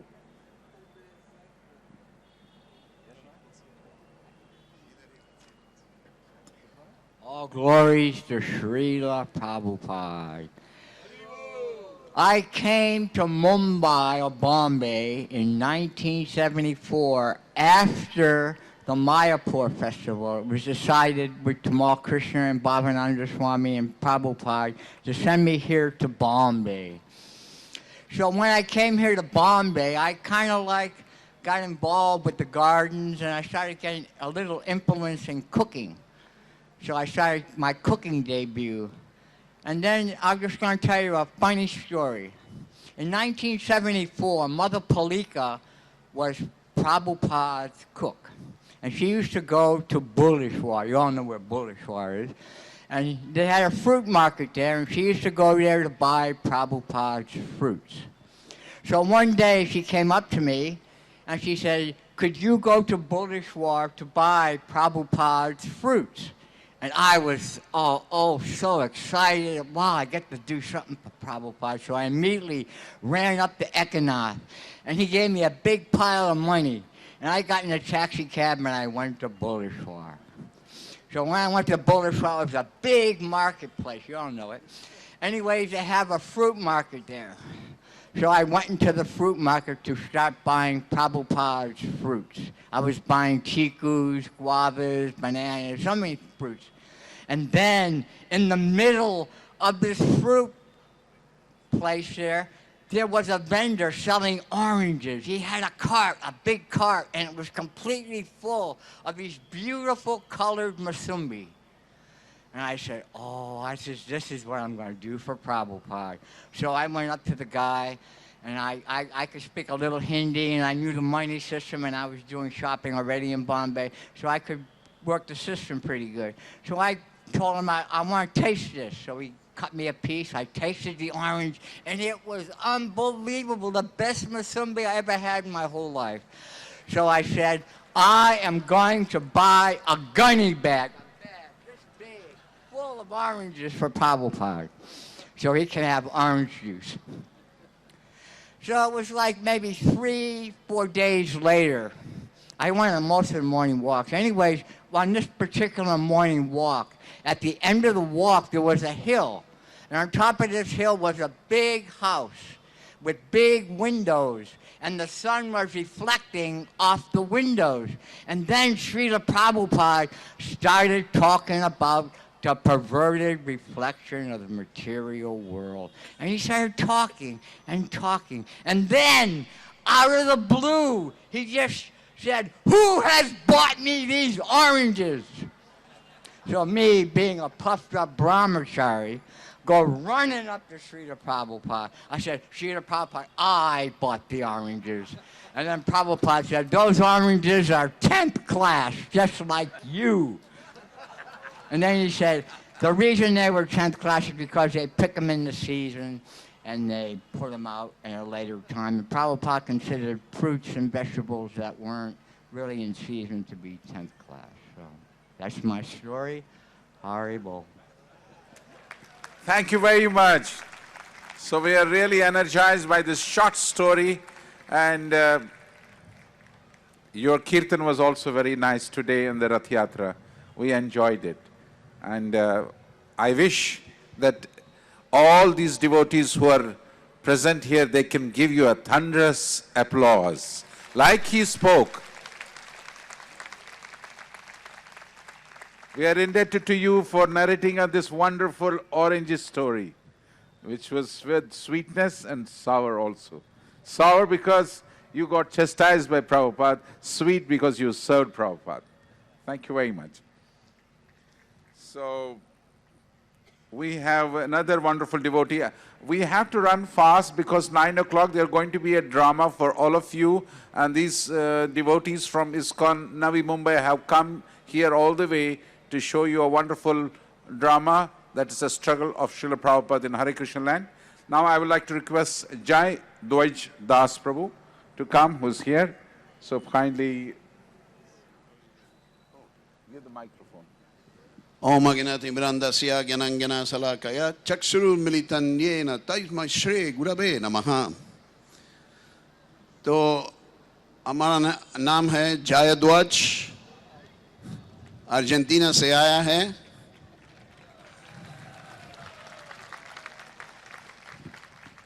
हम अर्जेंटीना में गवर्नमेंट हमारा मंदिर को बंद कर दिया, गवर्नमेंट। तो प्रभुपाद उस समय समाचार आया प्रभुपाद के पास, तो प्रभुपाद ने कहा कि सबको बुलाओ इंडिया में, let them serve in India। उस समय में सबको बुलाया, तो फिर हम मायापुर पहुंच के बहुत सारे लोग मेरे के पास आया और बोलता है कि आप बॉम्बे में जाओ, गुरुजी का ऑफिस है, इधर सेवा करना। तो बातचीत करके तो फिर महाबूदी प्रभु और दूसरा शीला प्रभुपाद का चेला मेरे को उधर लेके आया बॉम्बे में। तो बॉम्बे में हम सेवा किया कम से कम 10 साल। तो संकीर्तन, बुक डिस्ट्रीब्यूशन, संकीर्तन किया ना, ये संकीर्तन लीडर। तो भगवान श्री कृष्ण भगवद गीता में ने कहा सर्वधर्मं परित्यज्य मामेकं शरणं व्रज अहं त्वं सर्वपापभ्यो मोक्षयिष्यामि मा शुचः। आप सब प्रकार की धर्म को त्याग कर एकमात्र मेरे शरण में जाओ, मैं तेरा पूर्ण पापों से उद्धार कर दूंगा, तू शोक मत करो। जैसा भगवान कहते हैं ऐसा प्रभुपाद पूरा संस्था हरे कृष्ण आंदोलन को स्थापन किया इस जुहू में, हमारा मौका के लिए, सबका मौका के लिए। तो प्रभुपाद ने कहा कि हमारा विदेशी वक्ता सफेद हाथी के जैसा है, they are like white elephants. They come to India to inspire सब लोगों को भक्ति बढ़ाने के लिए इसलिए वो लोग आया है विदेश से. So we have many devotees here. हम लोग हमारे के पास बहुत सारे devotees हैं. हिंदी और भी बोलता है. संस्कृत पंडित जी, दीनबंधु प्रभु, वासुघोष प्रभु और भी हिंदी बोलता है. तो हमारा संपर्क है प्रभुपाद जी के साथ. हमारा सिर्फ एक चिट्ठी मेला है प्रभुपाद से. उस चिट्ठी में लिखा है कि आई एम गिविंग यू दीक्षा. हम तो दीक्षा देता है आपको. आपका शुभ नाम है जय ध्वज दास. ओ हमारा मेहरबानी है इस वो वैष्णव के कृपा से. हम तो कुछ थोड़ा सेवा किया है मुंबई में. Thank you to all the devotees in Mumbai, Gopal Krishna Maharaj, Bhima Prabhu, Braja Haridas. उसका कृपा से हम तो कुछ ना कुछ बॉम्बे में सेवा किया है. Thank you very much. वो आपको भक्ति और भी लेना है. हरे कृष्णा. बहुत बहुत धन्यवाद. Now I'd like to request Mahamsa Prabhu to speak. He is here. Mahamsa Prabhu is from a very rich family, but from his young age he was attracted to spiritual people and spirituality. And if I tell you, he was once upon a time actually the owner of Selwell, which is still existing, the hoarding company. And this company is a very, very old company, almost about 100 years old company existing in Mumbai. I would like to request Mahamsa Prabhu to speak. Hare Krishna. I am a little surprised that I am told to speak because I was not prepared. But I will just give some stories of what happened in the early days. I joined ISKCON in Toronto, and at that time Prabhupada had just arrived in India with about 20 or 30 of his disciples from America and Europe. And when Prabhupada heard that I had joined in Canada, in Toronto, and that I was from Bombay, he immediately sent for me to come back to India, to come to Bombay immediately, because the disciples were very new to India, and they needed some guidance, and they needed someone to speak in Hindi. So I came immediately to Bombay. Prabhupada was not here. He was in Calcutta. But after 20 days or so, he came to Bombay at the airport, and there was a lot of people around Prabhupada, and everyone was garlanding him. And I could not see him. He's quite short, so I could not see him clearly. I wanted to have a vision of Prabhupada. So I went back a bit and stood on some steps, and from there I could see Prabhupada. And Prabhupada, from all the people, he looks directly into my eyes, and our eyes met, and it was a feeling that I got when the eye contact happened. It was like, oh, we meet again. That was the kind of feeling I had.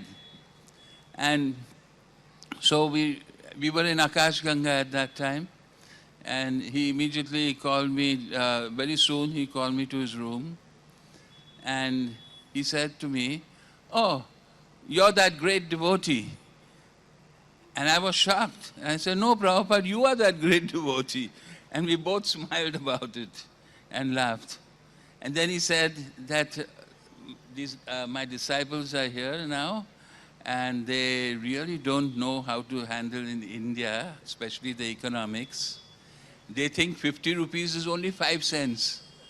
50 rupees was a lot of money in those days, but they think it's 5 cents. Everything is very cheap, they think. So guide them in the economics, how to take care of the money situation. And then he put me in service of Shyam Sundar Prabhu.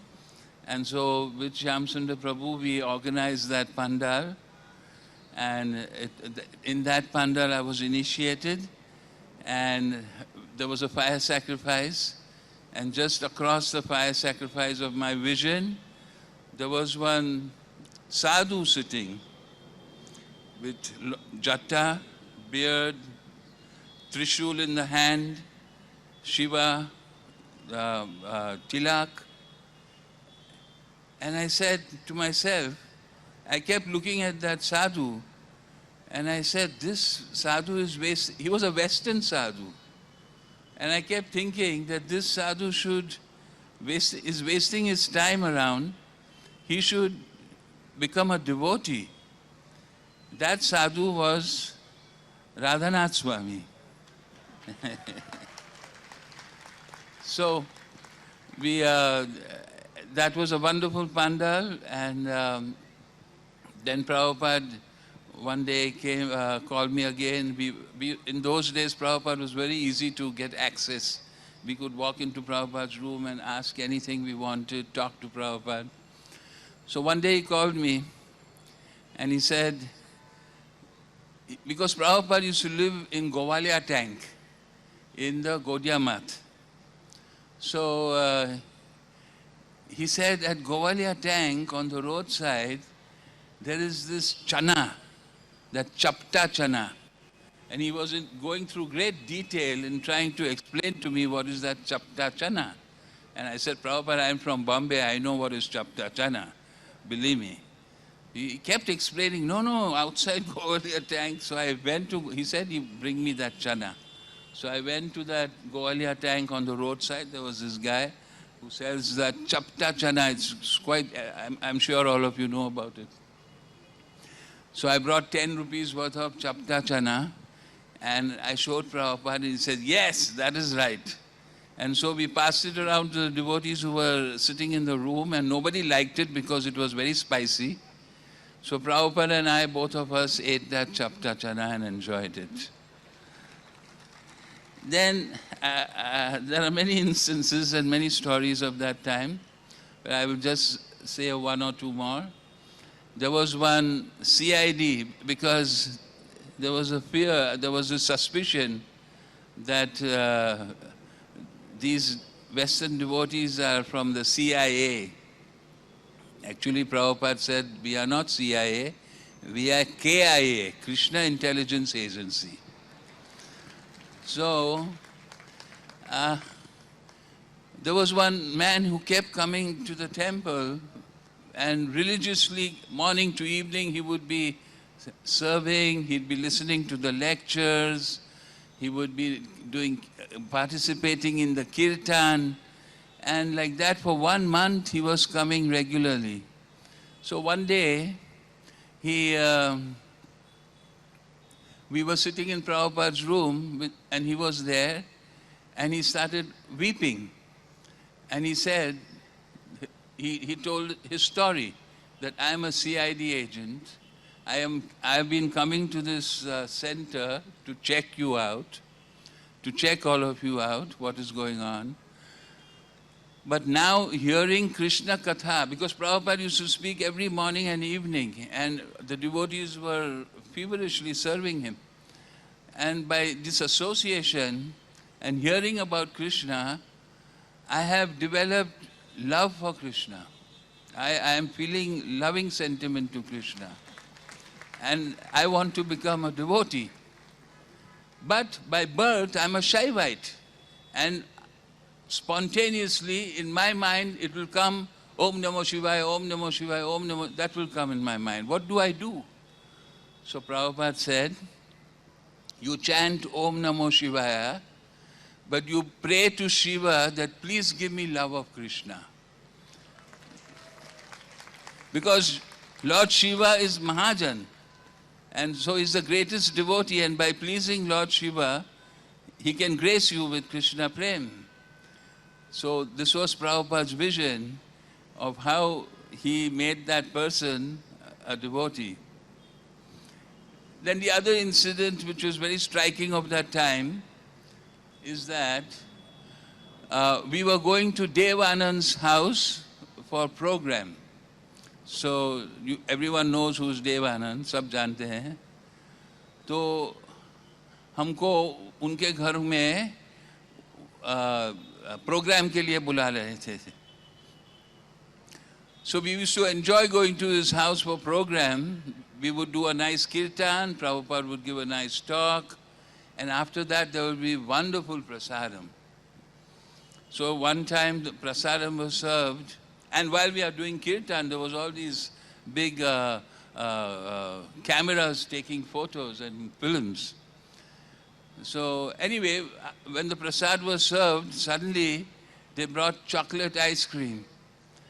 So all the devotees thought, wow, chocolate ice cream, nice. But we all looked at Prabhupada, are we allowed? And Prabhupada said, today we will have chocolate ice cream. And all the devotees went, hurrah, we'll have chocolate ice cream.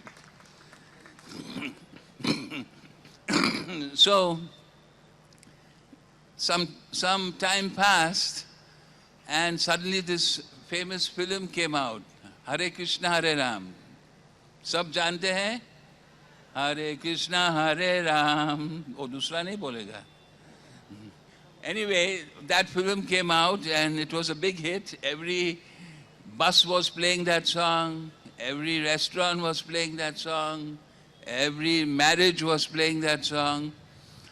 So, but it showed Prabhupada and the devotees chanting, and some of the clips were us chanting in Devanand's house. So we were very upset about it, and Shyam Sundar was really upset about it because it was demoralizing our movement. And so there was a meeting in Prabhupada's room, and I think Rishi Kumar was there, and Shyam Sundar was there, and some other devotees were there. And we were telling Prabhupada how maybe we should sue Devanand, we should appoint a good lawyer, or we should maybe, put some newspaper article and make a stiff opposition to this Devanand because he tricked us. Prabhupada heard us for about 15-20 minutes, and then afterwards he said, no problem. Now everyone in India is chanting Hare Krishna, Hare Ram. The Christians are chanting, Musalman is chanting, Daku is chanting, Chor is chanting, everyone is chanting Hare Krishna. So don't worry, let it be. So this was Prabhupada's vision, that even offensive chanting is better than no chanting. And that movie, even till today, is a famous film. That song is very famous. And this was Prabhupada's vision of spreading Krishna consciousness, spreading the name of Krishna. And there are many stories like that, which I could tell, but I think we are short of time, and I will close here. Hare Krishna. Thank you very much, Mahamsa Prabhu. Just give a good applause, please.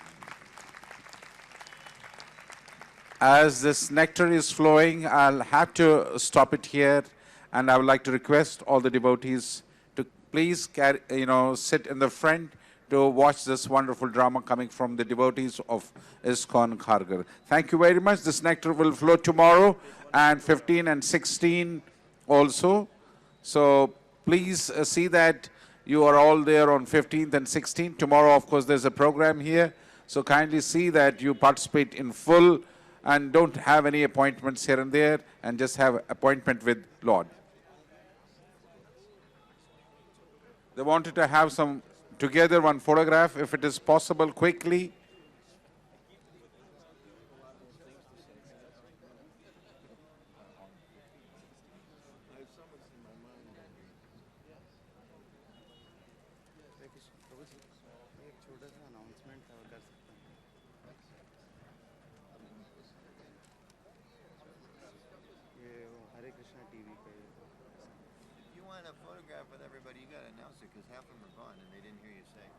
Hare Krishna, just one minute.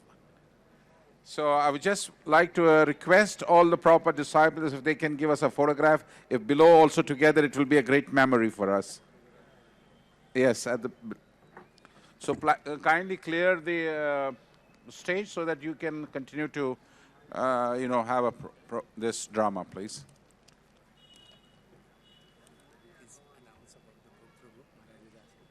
So there is a special book release which we did it in the morning in auditorium. That's about his whole Loknath Swami's wonderful book, Bombay is My Office. I don't know whether how many people you know. If you don't know, this book is available on the stall, and you can take a special autograph from Loknath Swami and grab a copy. On the right side. Kahan for a photograph? Okay. Okay. Chaliye. Lalit ji, I am coming. Let them set in the. Yeah. Abad hai ye sab. Can you keep this? Haribol, Rajesh. What is he asking? Give it to him. I have got some guess.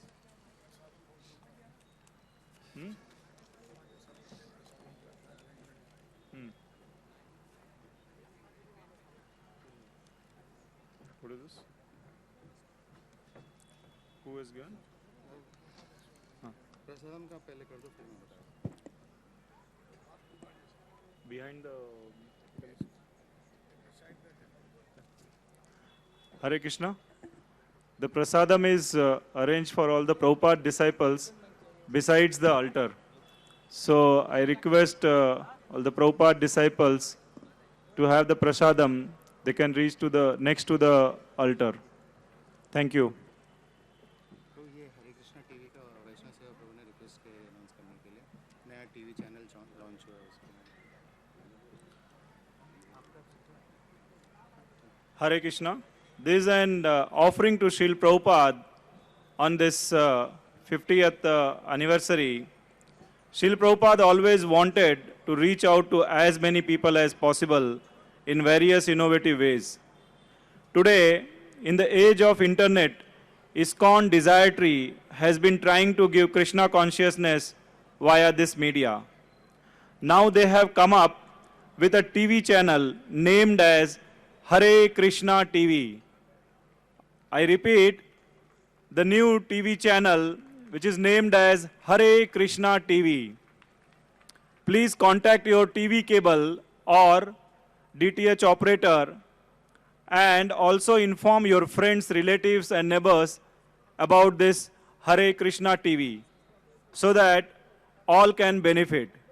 We have a stall for more information. Please feel free to visit that stall. Thank you. So I request devotees who wants more information, they can visit on the stall, and also you can log in and check Hare Krishna TV, and you can also contact your TV channel, your cable operator to provide this channel. Thank you very much.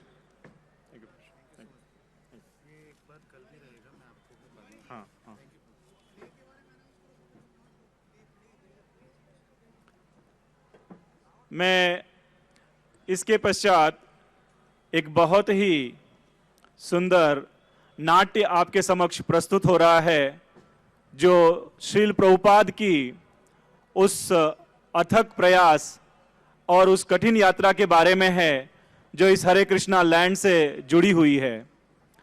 कैसे प्रभुपाद जी ने इस हरे Krishna land को प्राप्त किया और उसके लिए कितना संघर्ष किया, इसके बारे में एक संक्षिप्त नाट्य आपके समक्ष प्रस्तुत कर रहे हैं इस्कॉन नवी मुंबई के भक्त। तो आइए देखते हैं कि कैसे प्रभुपाद ने इस हरे कृष्णा लैंड को प्राप्त किया जो आज के दिन में एक भव्य मंदिर और पूर्ण भारत ही नहीं बल्कि विश्व में भी एक आकर्षण का केंद्र है और जिसे स्वयं प्रभुपाद जी ने अपनी कार्यस्थली के रूप में बताया था।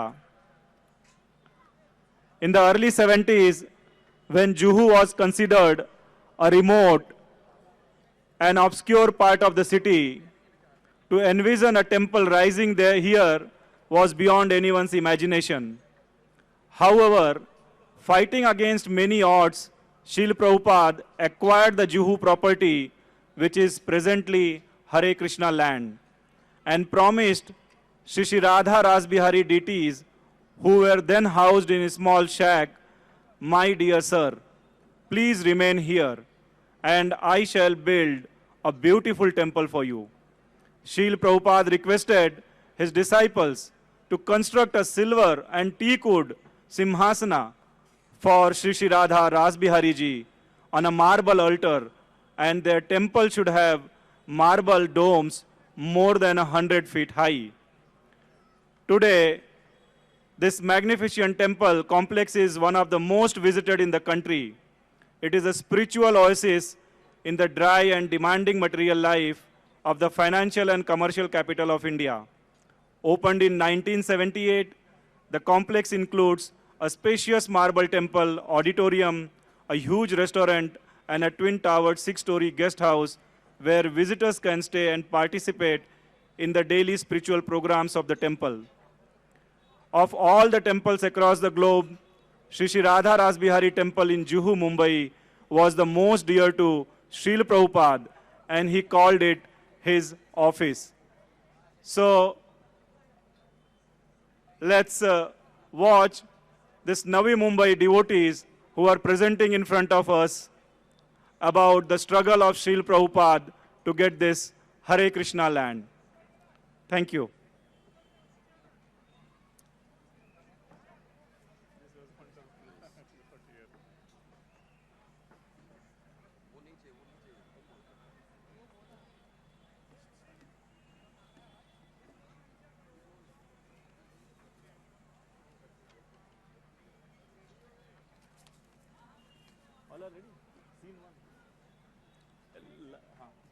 चलो इसको रन दो.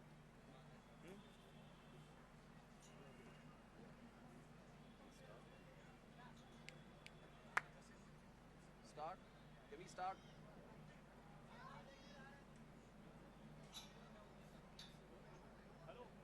Curtain open, please.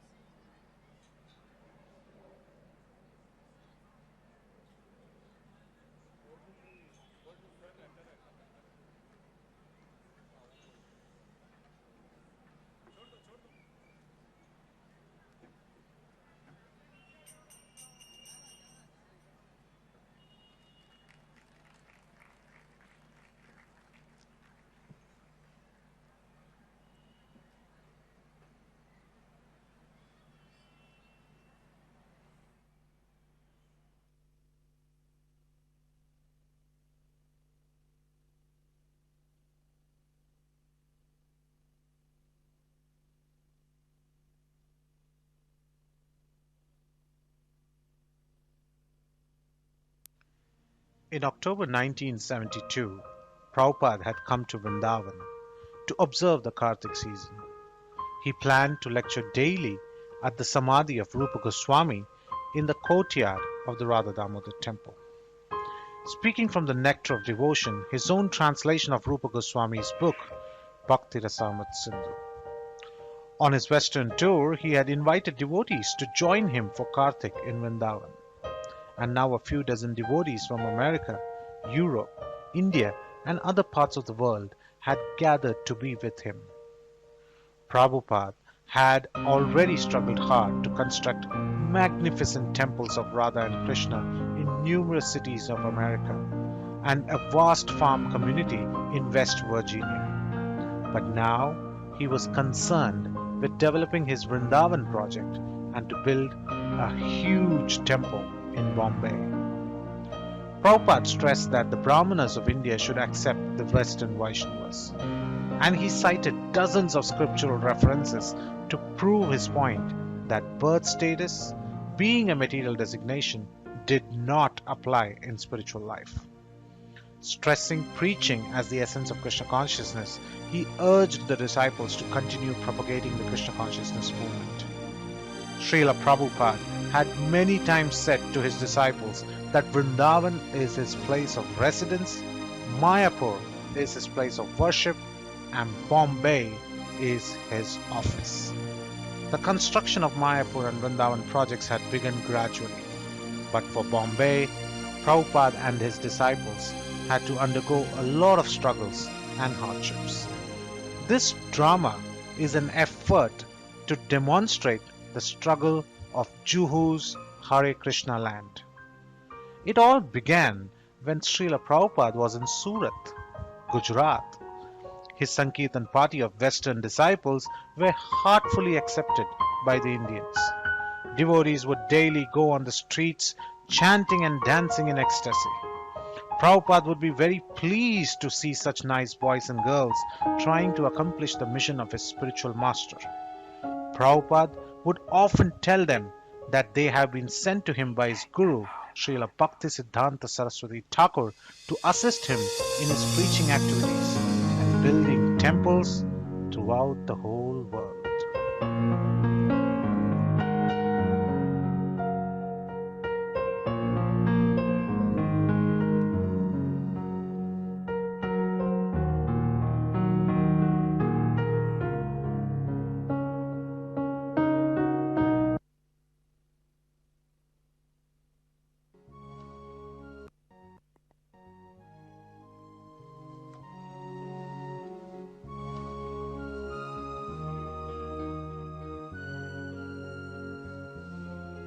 So, you are all feeling some ecstasy? Yes, Srila Prabhupada. It's unbelievable the reception we're getting. People here are so wonderful, Srila Prabhupada.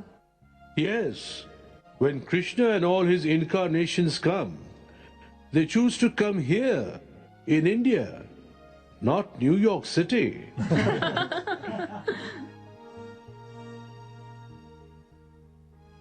Now you have also come to remind all of us Indians how nice Krishna consciousness is. I have seen that generally Indians like to imitate anything from the West.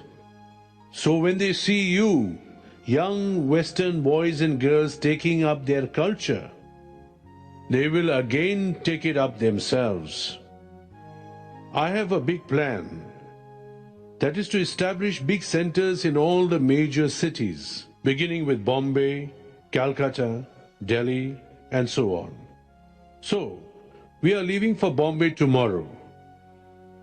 The next year I must leave for Malaysia. So Tamal Krishna and Shyam Sundar, I think you can stay back in Bombay and fix up a temple. What do you think? Oh, Mr. Sexaria, our life member has given us some leads. There's a house on Warden Road near the ocean that he says is really nice. From there, we can find a more permanent situation. Yes, you do that.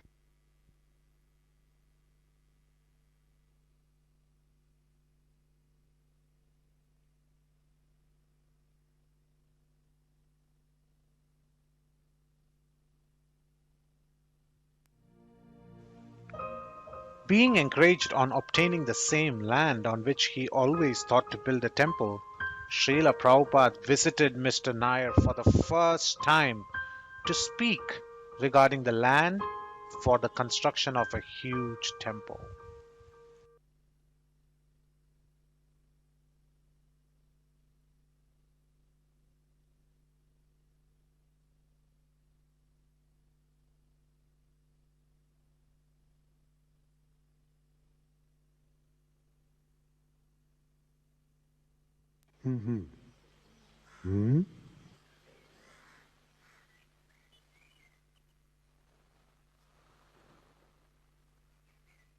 This is the prasadam from Sri Sri Rasbihari in our temple here. Hare Krishna, Hare Krishna. Keep it in the kitchen. We will have them later.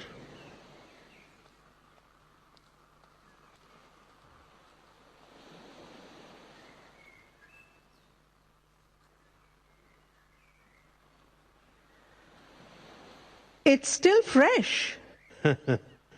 You have a very nice house here. Yes. We feel fortunate to be here in Juhu. I also like Juhu very much. The property you are selling us, it is attractive also. But we frankly don't have so much money. My disciples and I have dedicated ourselves to carry on this Krishna consciousness mission. Whatever little money we collect is from the selling of our books. Yes, I have seen your books. Your Tushta Krishna has shown me. I'm considering becoming a life member of your organization. I see. And I think it would be an honor to have our land utilized for a temple. Yes, we want to build a first-class temple that will attract both Indians as well as foreigners.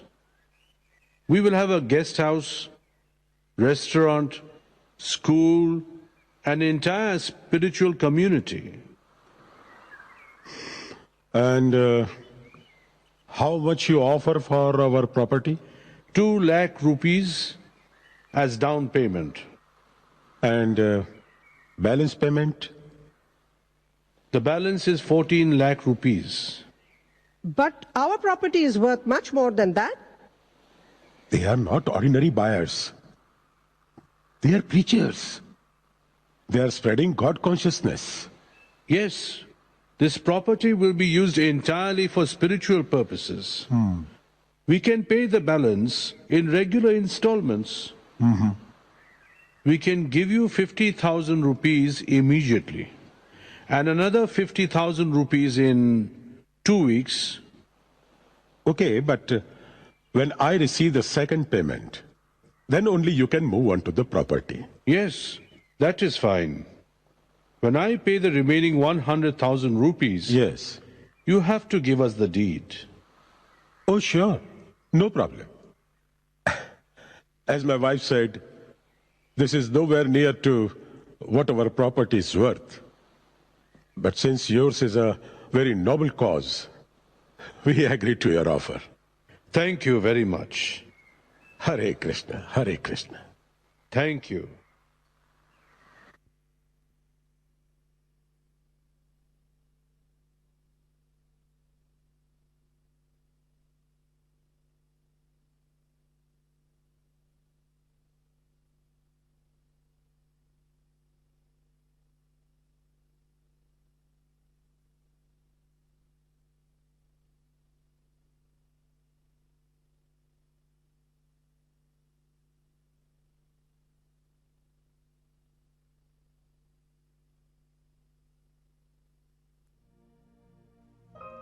While everything was going on as per Prabhupada's plan, Mr. Nair started to show his true color of deceit and hypocrisy.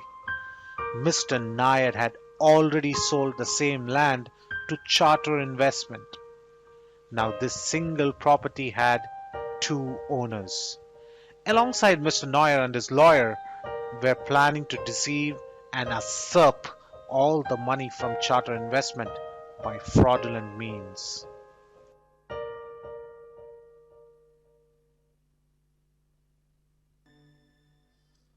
Now the problem is, Messrs. Charter Investments want the down payment for the Juhu property back. And they won't stop harassing you until you have returned the money. Rao, can't you put an end to this? I have heard it too many times. You have heard it too many times, my dear, because you have invited the trouble. You hold their down payment and you have defaulted. You have cancelled their agreement, not them. So? What are they going to do about it? Well, for starters, they have filed a lawsuit against you in the Bombay High Court.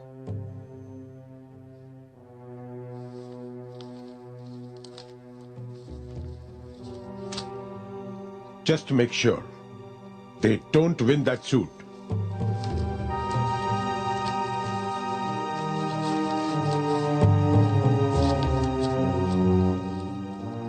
And how do I do that? Well, my sales agreement with Charter stipulates that they should get permission from the government to subdivide and use the land. Make sure they don't get that permission. Another 64 lakhs of rupees to complete the project. 64 lakhs? Yes. I don't see how we can do that, Srila Prabhupada. We cannot do it, but Krishna can. Just depend on him. There is a lot of money. We must use our intelligence. How to get it for the service of Lord Krishna. There are so many influential and wealthy persons in Bombay who can purchase one of our guest rooms for life.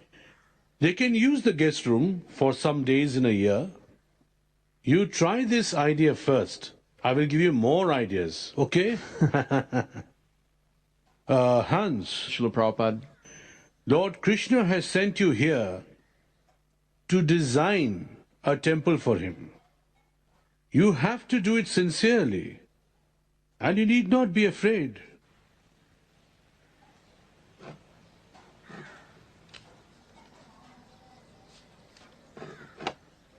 See this. I want you to make a design like this.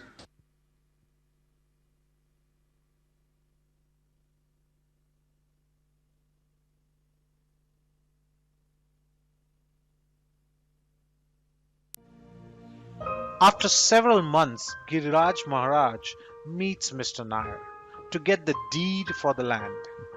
This is when Mr. Nair starts his wicked ploy against the vulnerable young Western disciples of Srila Prabhupada, who had never come across such circumstances.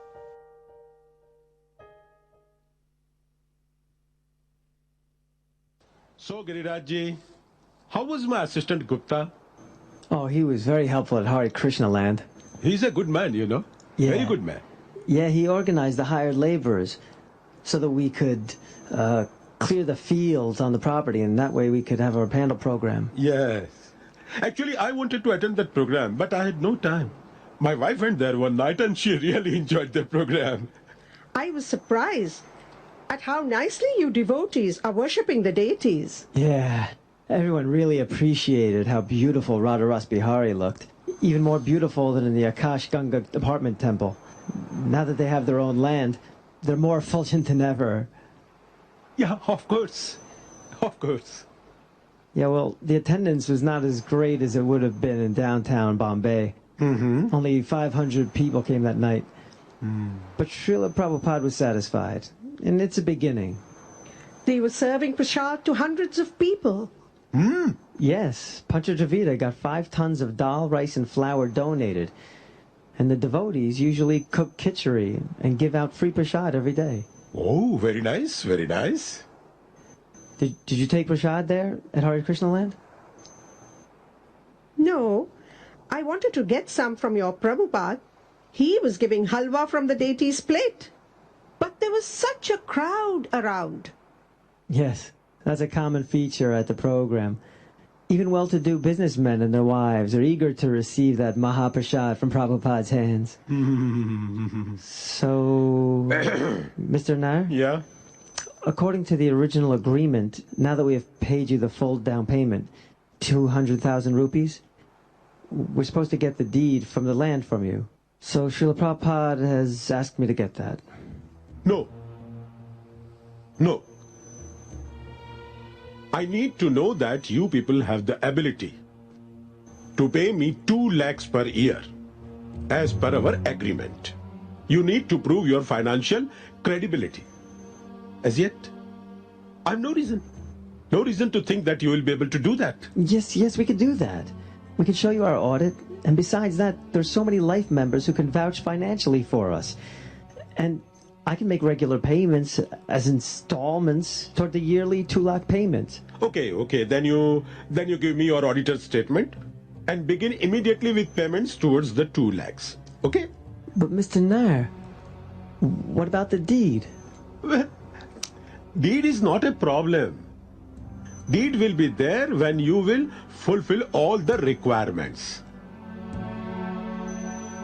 How can you expect me to execute the deed when you have not proven your financial credibility? This is not fair. This is not reasonable. Don't worry. Don't worry. You do your part, then I will do mine. Okay? Okay?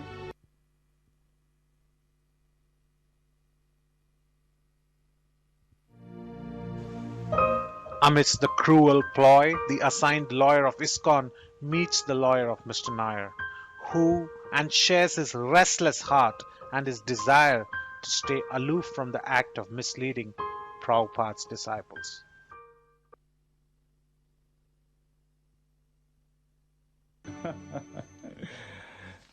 You know something, Bhatt? Nair just informed me. He made that brahmachari pay him rupees 2,75,000. And he still holds the deed. I tell you, Bhatt, that old fox is much more clever than what he looks. It wasn't only Nair and Chod. Giriraj came to my office a week ago to ask my advice. I told him to start payments immediately. Well, at this rate, we can make him pay off the property without ever getting the deed. He is confused, you know. Giriraj knows that deed was supposed to have been transferred after the payments of 200,000. And the Swami Bhakti Vedanta keeps telling Giriraj to get the deed. The Swami? I know so many Swamis. I would say I know too many of them. He is not like those others you are talking about. Is that so? What's the matter with you, Bhatt? Rancho, I just want to be out of it. I see. The game is getting to you. Giriraj comes to me in all innocence. And I advise him to pay the things. I know he shouldn't pay. And I ask him to do the things I know he shouldn't do. You and I are cheating on behalf of Nair, Ranchod. And I, for one, I can't live with myself. You won't believe. I can't sleep at night. Well, Bhatt, if that be the case, getting a replacement is not a problem for me. But remember what you said when we started on this together. My kid's going to college on this. What could be more important than that? And listen to me carefully, Bhatt. You know very well, there is a rupees 5 lakh government gains tax to be paid on this property, and no money on either side, either ISKCON or Nair to pay it. And also, these Westerners never got the permission from the charity commissioner to build on this land.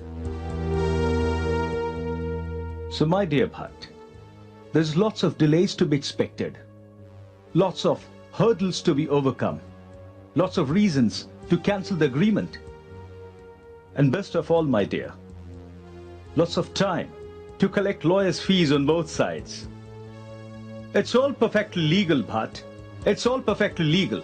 Just think about it.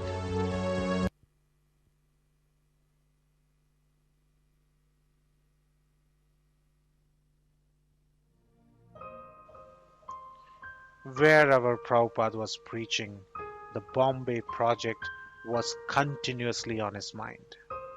But he was unaware of what was going on in Bombay. Finally, Prabhupada receives a letter from Giriraj Maharaj.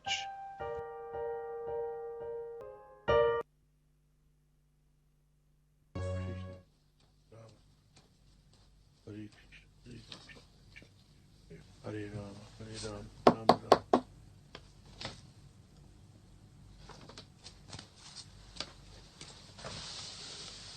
Namo Subhadhra Krishna Swami Namine. What is it? There's a letter from Bombay from Giriraj, Srila Prabhupada. Read it. Dear Srila Prabhupada, please accept my prostrated obeisances at your lotus feet. I have just paid Mr. Nair 7,500 rupees as an installment toward the 2 lakh yearly that we are to pay him. What has he done? This child is being deceived by Nair. He has not consulted our board of trustees. We need not give anything more till the deed of property is in our hands. Now he is paying more. Tell him that we need not give Nair a single paisa till the deed of property is in our hands. Now, please take this dictation.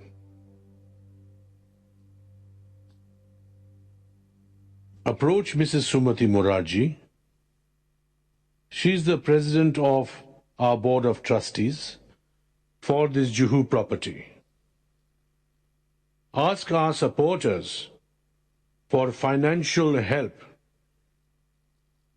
This Bombay project is a unique temple in the world, and if you show your wonderful abilities as American and European boys and girls to manage everything superbly, they will not hesitate to entrust you in every way. Therefore, there must be always goodwill and cooperation amongst yourselves for this huge task ahead. I always think of our Juhu property, and I want that it shall be a model for all the world to emulate and respect as the perfect example of Krishna conscious community. There's another letter here from Bombay, Srila Prabhupada. It's from our lawyer. Okay. Read it. It says that he has resigned as the attorney for the Juhu property case, Srila Prabhupada. I see. I see. And why would he resign? He is feeling guilty. His conscience is pricking him. That is the reason. There is no other reason. And our so-called lawyer was in league with Nair. These delays in transferring the deed were not bureaucratic. They were not even slowness. It was a devious plot to cheat us. They devised this from the beginning. Now, we have to go to court and fight. And we have to file charges against Nair. Tell Giriraj to put a notice in the newspaper advising the public that ISKCON has entered into an agreement with Nair for purchasing the Juhu land. I think you should go to Bombay to assist Giriraj in finishing this business. Have the devotees build a more permanent temple for Sri Sri Radha Rasbihari with concrete slabs and steel reinforcements. Yes, Srila Prabhupada.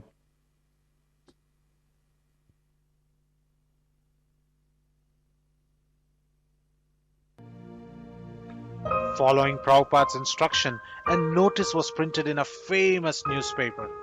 Now everyone knew about the sales agreement between ISKCON and Mr. Nair.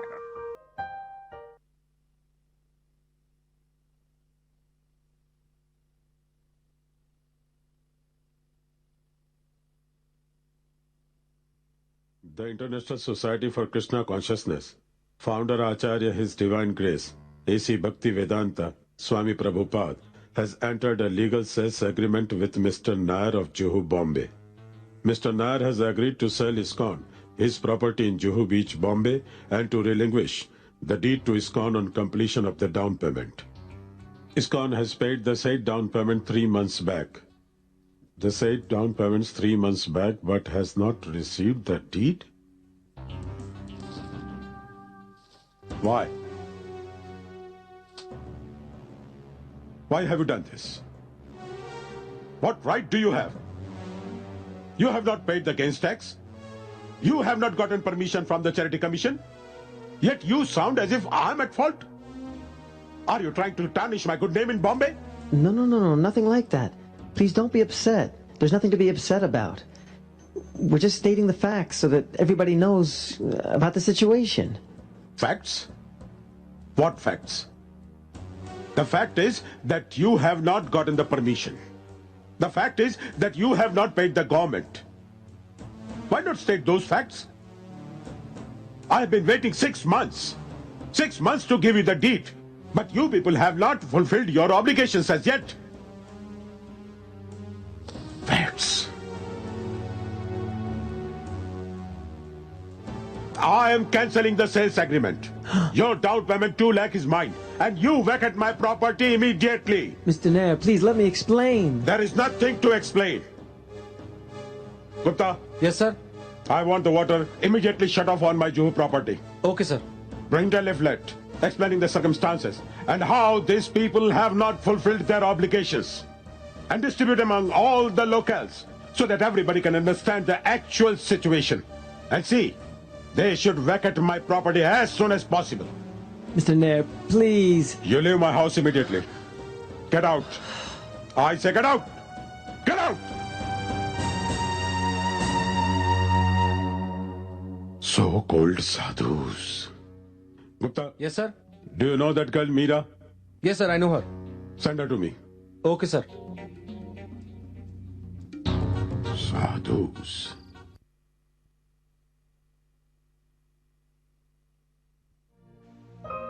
Mr. Nair thought of all possible ways to demean the image of ISKCON and its members in the society.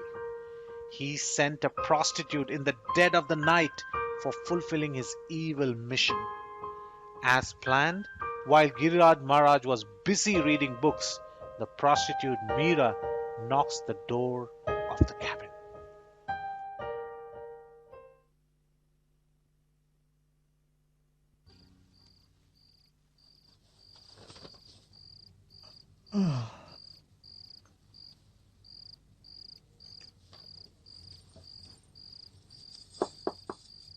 Come in.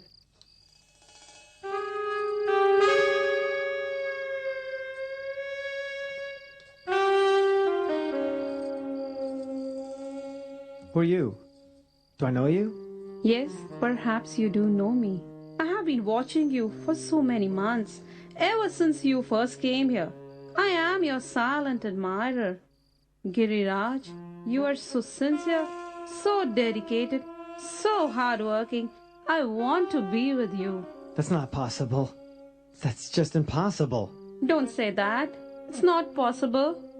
You must be lonely, working long hours, fighting all difficulties. I've never done anything like this before in my life. Please, I have to finish my work now. Thank you very much for your kind words and concern. Please.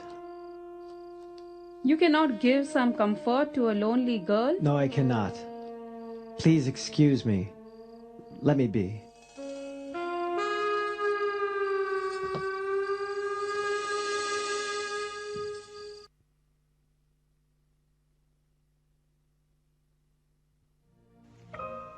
Prabhupada arrived at Ahmedabad, where he was sincerely praying to Sri Sri Radha Ras Bihariji to stay in Juhu in his new-found land. A devotee enters the room and Prabhupada asks him to dictate and send a letter to Bombay.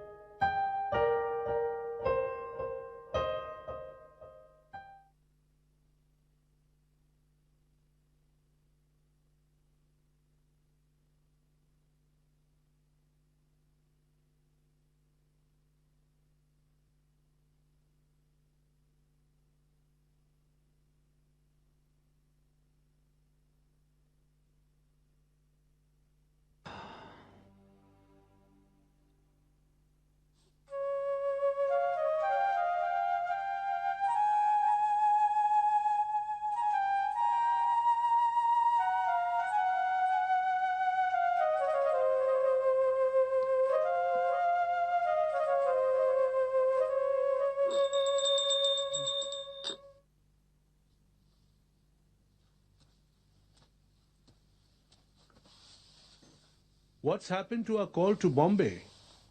It can't go through. I want to send a letter to Tamal, Shamsundar and Giriraj in Bombay. Yes, Prabhupada.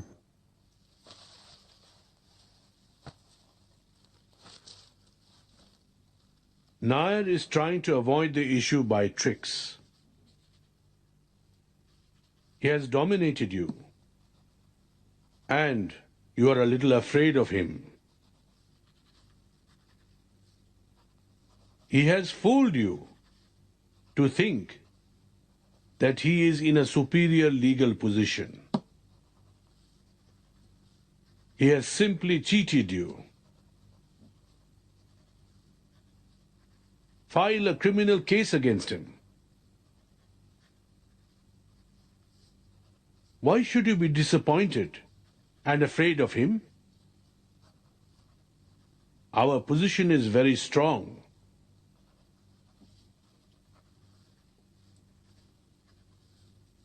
You boys do not know how to deal in this matter because you are timid.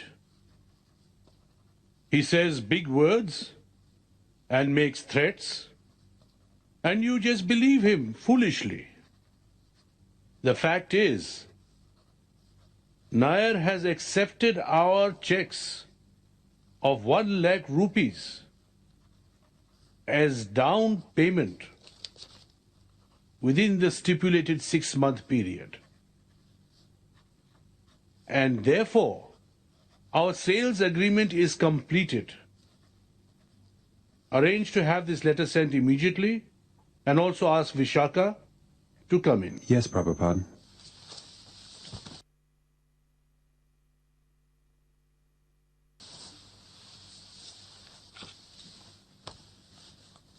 We have some complications with our Juhu property.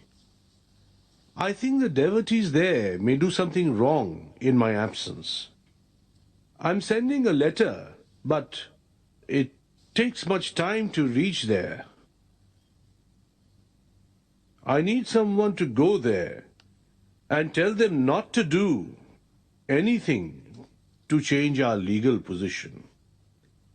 Nothing should be done until I arrive. All the other devotees here are either inexperienced or are engaged with the Pandal program arrangements, and they won't be able to leave.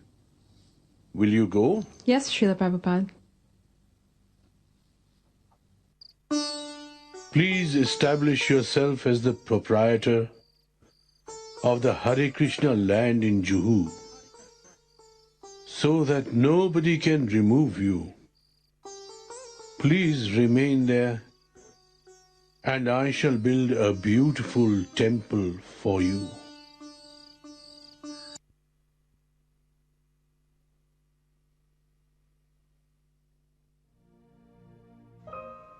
When all the devotees are fast asleep, Srila Prabhupada would start translating books at 1 a.m.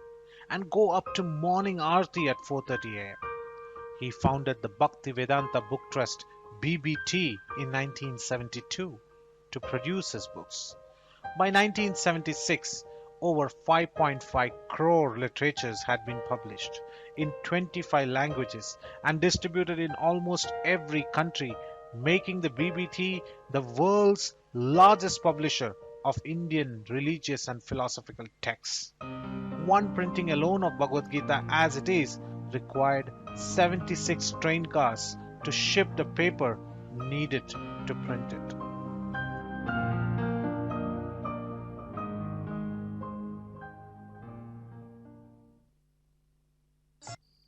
The Lord fulfills his desire independently, while the devotee, who is completely dependent on the Lord, can fulfill his desire by being dependent on the Supreme Personality of Godhead.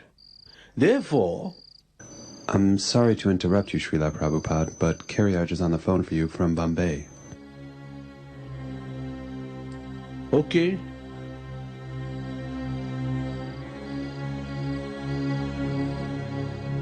yes, Please accept my humble obeisances, Srila Prabhupada. A devotee has just arrived from Ahmedabad with a message from you. yes, I sent her. What is your point? Well, she said that we weren't to make any changes in our legal position. With the Nairs.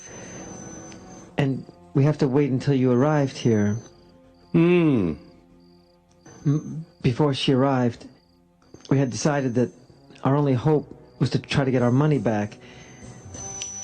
In order to do that, we already canceled the sales agreement. Then everything is finished.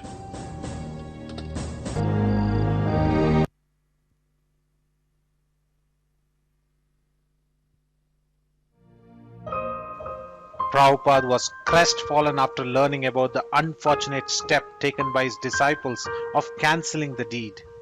Prabhupada immediately rushed to Bombay to rectify the situation. He was very furious about how Nair was troubling him and his disciples.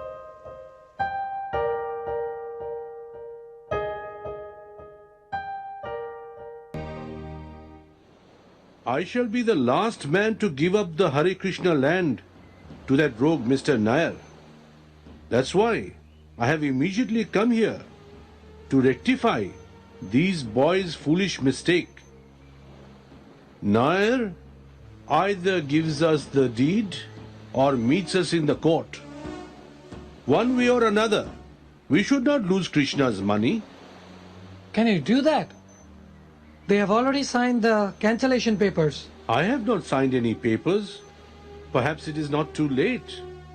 For myself, I have no need for this land. But somehow or other, Radha Krishna are already residing there. And that place is quite suitable for the magnificent temple. I have also made some personal commitment to the deities. It is my responsibility to fulfill that. That Nair is like demon Kamsa. Kamsa has employed some minor demons to try to kill Krishna. This Nair has his lawyers, government friends, hoodlums, but Krishna has killed all the demons, major and minor. I am fighting for Krishna. I will not be frightened. I will not back down, and I will not be cheated. My preaching of Krishna consciousness in Bombay will not be destroyed, and my disciples will not be dispersed, and Radha Rasbihari will not be moved. Srila Prabhupada, why don't we arrange a meeting with yourself and Nair? Perhaps the matter can be settled amicably. I can call him here in my house. Yes, you can arrange that. We have filed a criminal case against him, but I have no objection to an out-of-court settlement.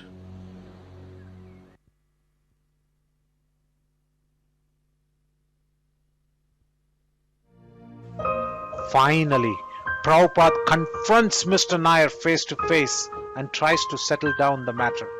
But Nair has ulterior motives.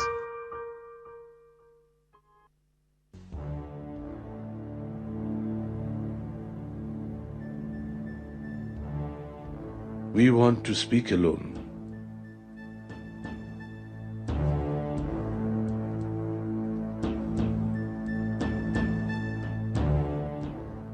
They all are connected with the CIA. I have seen the evidence. You are bringing the Americans here to spy.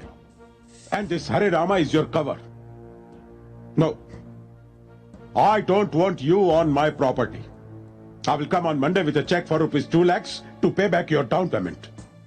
All right. If you don't want to part with your land, we will vacate it. But think before you do this. You people are calling yourself the owner of the land? But you are just the biggest disturbance to the whole locality.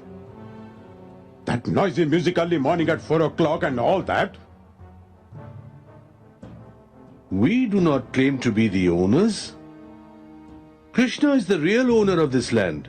I never said I am the real owner.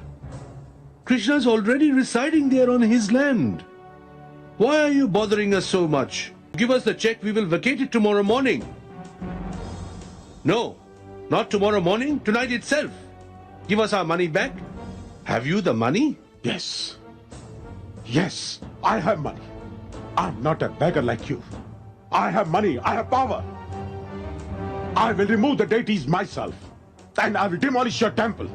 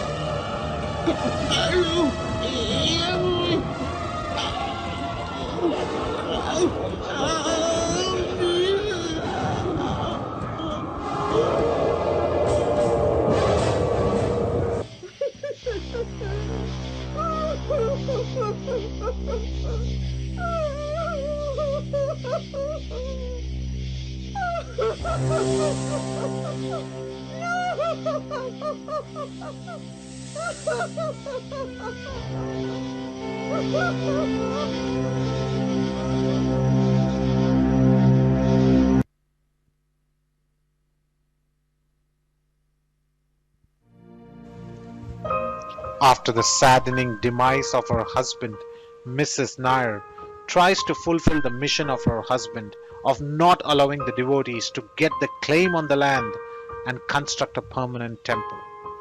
With this purpose in mind, Mrs. Nair, along with Secretary Gupta, meets her lawyer for further legal procedures.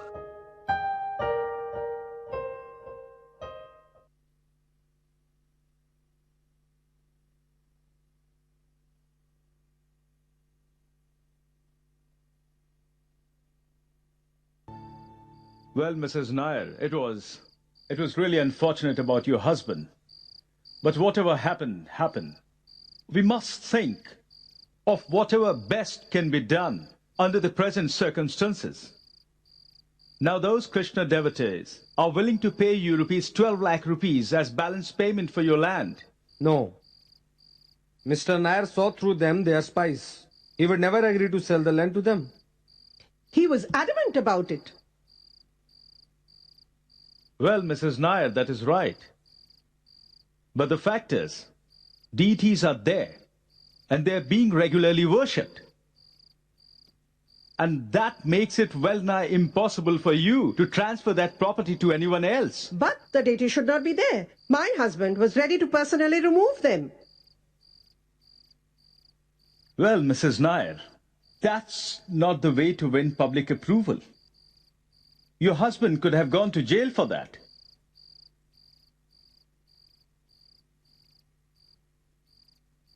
There are other ways. So then what do you suggest? Well, these Westerners never got the permission to build a new structure on that land. What to speak of the old one? So that makes both these structures on this land unauthorized.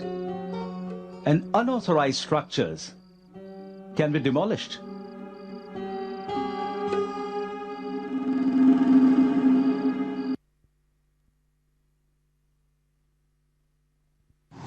Order, order.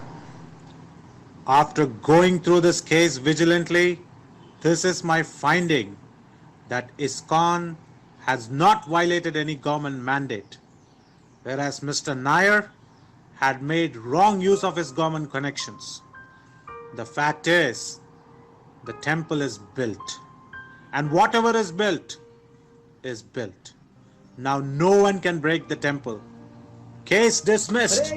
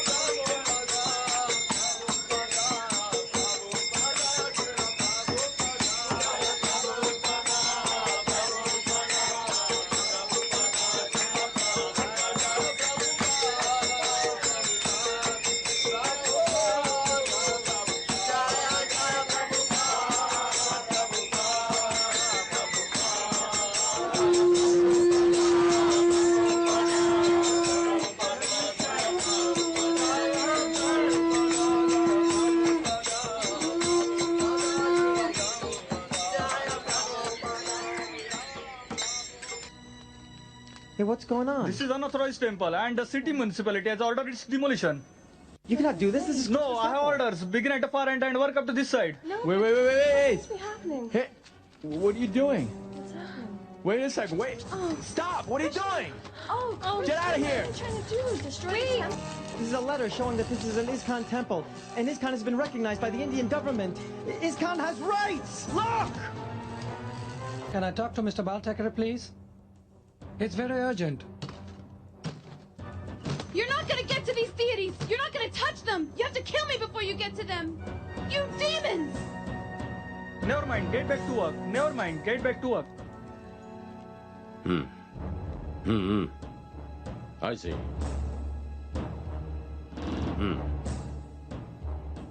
Okay. I'll take care of it. Leave me! Help! No! Let go of me! Stop!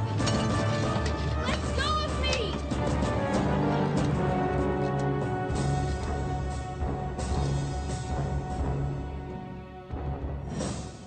Hello. Get me the commissioner. What is going on? You crooks! You dare to break a Hindu temple in my city? I don't understand, sir. I got the news that your men are breaking Hare Krishna temple in Juhu. Under the order of the Hindu municipal officer, a Hindu temple of Lord Vishnu is being demolished over there. What you people are doing? I know of no order to demolish a temple. Nobody does this over here. Not in Mumbai. This is my town. Yes, Mr. Baltekar. I'll see to it right away. Yes, you better take care of it immediately. In my city, if anyone breaks a Hindu temple, then I will take care of him along with his entire family.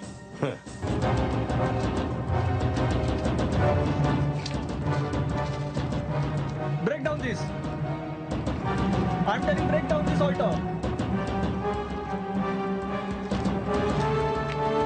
Stop. Where is the order?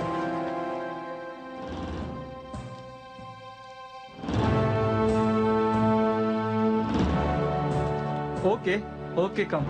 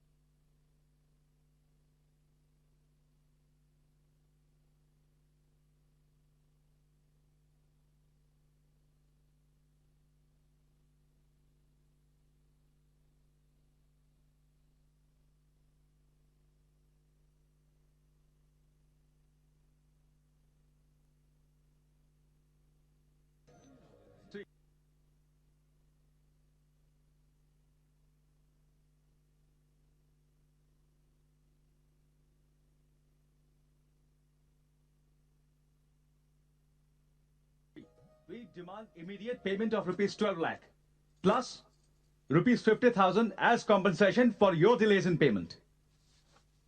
We have no problem with your terms. But what's the guarantee that we will not be cheated again? Please, if we are not going to be straightforward, then there is no point in continuing this meeting. I want no bluffery in this house. Srila Prabhupada is a busy person. He didn't agree to meet you to play the same games you and Mr. Nair played for so long. You killed my husband. If you really believe that Prabhupada has that power, then you must be very careful about it. If you really believe that Prabhupada killed your husband, then why are you continuing his mission by harassing a pure devotee of the Lord? Prabhupada is protected by Lord Krishna, and the Lord does not tolerate mistreat of his devotees.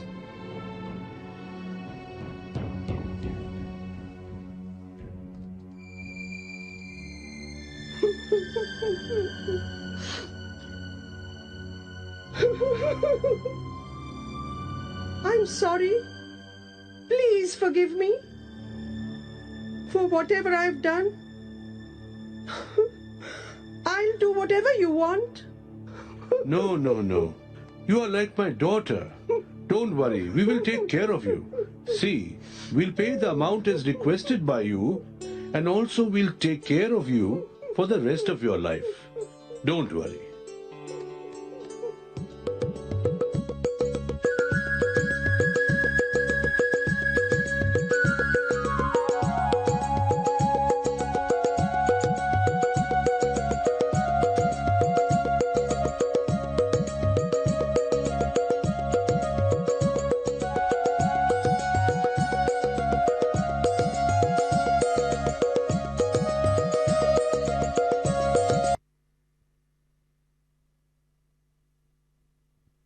These were the constant hardships and struggles taken by Srila Prabhupada and his men to build Hare Krishna land.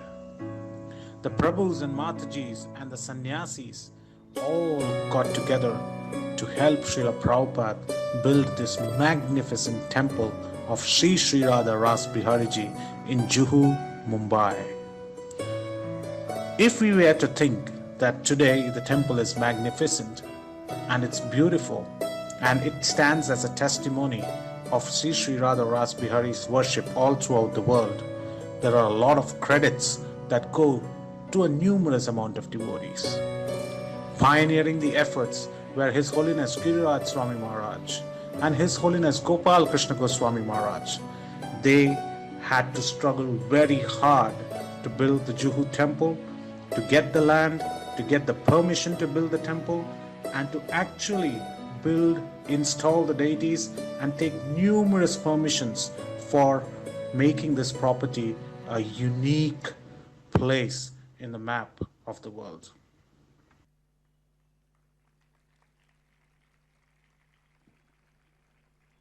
Please just be on the stage. लगता है आप लोगों को ठंड ज़्यादा लग गई है. हाथ बांधे रखे हुए हैं. खुले हाथों से जोरदार तालियों से इनका अभिनंदन करते हुए, और ये हमारा सौभाग्य था कि प्रभुपाद जी के रोल में स्वयं प्रभुपाद जी के डिसाइपल, उनके शिष्य परम पूज्य अमी विलास स्वामी महाराज जी ने उनका रोल किया. शील प्रभुपाद जी के रोल में, गिरिराज प्रभु जी के रोल में हिज ग्रेस शौरी चैतन्य दास उन्होंने किया. मिस्टर नायर के रूप में हिज ग्रेस कृपाचार्य प्रभु ने किया. मिसेस नायर हर ग्रेस अल्लादिनी शक्ति देवी दासी ने किया. आप लोग वाकई बहुत कंजूस हैं. मंदिर को नहीं देते, कम से कम तालियां तो दीजिए. मिस्टर आचार्य के रूप में हिज ग्रेस जगत देव मुरारी दास और मिसेस आचार्य के रूप में राधा केशवी देवी दासी. महादिवा के रूप में अकिंचन माधव दास और विशाखा के रूप में प्रिय रानी देवी दासी. श्याम सुंदर प्रभु के रोल में हिज ग्रेस शक्तिमान मुरारी दास और तमाल कृष्ण प्रभु के रोल में हिज ग्रेस राधा भाव गौरदास. बाल ठाकरे के रोल में, जिसे आप लोगों ने काफ़ी सराहा, हिज ग्रेस हरिदास वरिदास. वाकई सराहनीय रोल रहा. और मिस्टर राव के रोल में हिज ग्रेस चैतन्य मोहन दास. मिस्टर भट्ट के रोल में हिज ग्रेस कृष्ण परमेश्वरन दास. और जो पुलिसमैन बने थे सिद्धार्थ, नरेंद्र, अंकित, और मिस्टर गुप्ता के रोल में राहुल थे.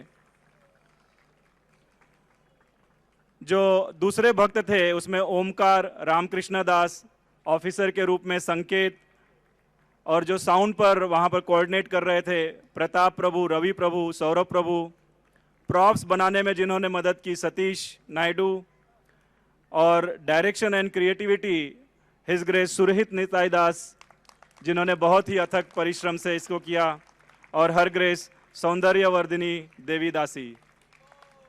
और ये जो प्रस्तुतिकरण था श्रील प्रभुपाद जी के चरण कमलों में जो अर्पित था और प्रभुपाद जी के डिसाइपल्स उनके शिष्यों के लिए जो समर्पण था, इसके पीछे जो इंस्पिरेशन था, जिन्होंने हमें प्रोत्साहित किया, प्रेरणा दिया, मैं उन्हें बुलाना चाहूँगा मंच पे श्री श्री राधा मदन मोहन जी मंदिर के अध्यक्ष इस्कॉन खारघर के हिज ग्रेस सूरदास प्रभु जी को कि वे प्लीज़ कृपया आप मंच पर आएं। इनके इंस्पिरेशन, प्रोत्साहन से ही ये पूर्ण नाट्य आपके समक्ष प्रस्तुत हो सका और उम्मीद करते हैं कि आप लोगों को ये बहुत ही अच्छा लगा और इससे एक हमें भी यह ज्ञान होता है कि कैसे प्रभुपाद जी और उनके शिष्यों ने इस हरे कृष्णा लैंड के लिए कितना अथक परिश्रम और कितने जो पापड़ बेले थे कह जा सकते हैं उन्होंने किया था, जिससे कि आज हमारे समक्ष यह विशाल और भव्य मंदिर है। इस ग्रेट सूरदास प्रभु जी, बहुत बहुत धन्यवाद। Thank you very much, and I really thank His Holiness Amullah Swami Maharaj, who came forward to play the role of Srila Prabhupada, and all these wonderful devotees who have just made this drama within, few days, and the whole actually credit goes to the, our Surd Nitai Das and his wife. They are actually, wonderful devotees of the temple, and they take care of our children programs in the Sunday programs, which attracts, hundreds of children. And all these wonderful devotees are actually the backbone of ISKCON Kharghar. They have been in thick and thin connected with the temple there, and they have done a lot of hard work from the inceptional stage, from almost about when we were not existing there. They have been part of the project, and they have been part of this wonderful temple, and they do a lot of work. You see, this is they're all husband and wife. Here is another acharya, husband and a wife, a real acharya. His name is also Acharya, and like that, our brahmachari are there, Akinchan Madhav is there, and all these wonderful people, and there are, some young boys who are actually singers, wonderful singers, and they do wonderful kirtan, melodious kirtan they do. And I'm really thankful to all of you, and they're all actual backbone of our temple.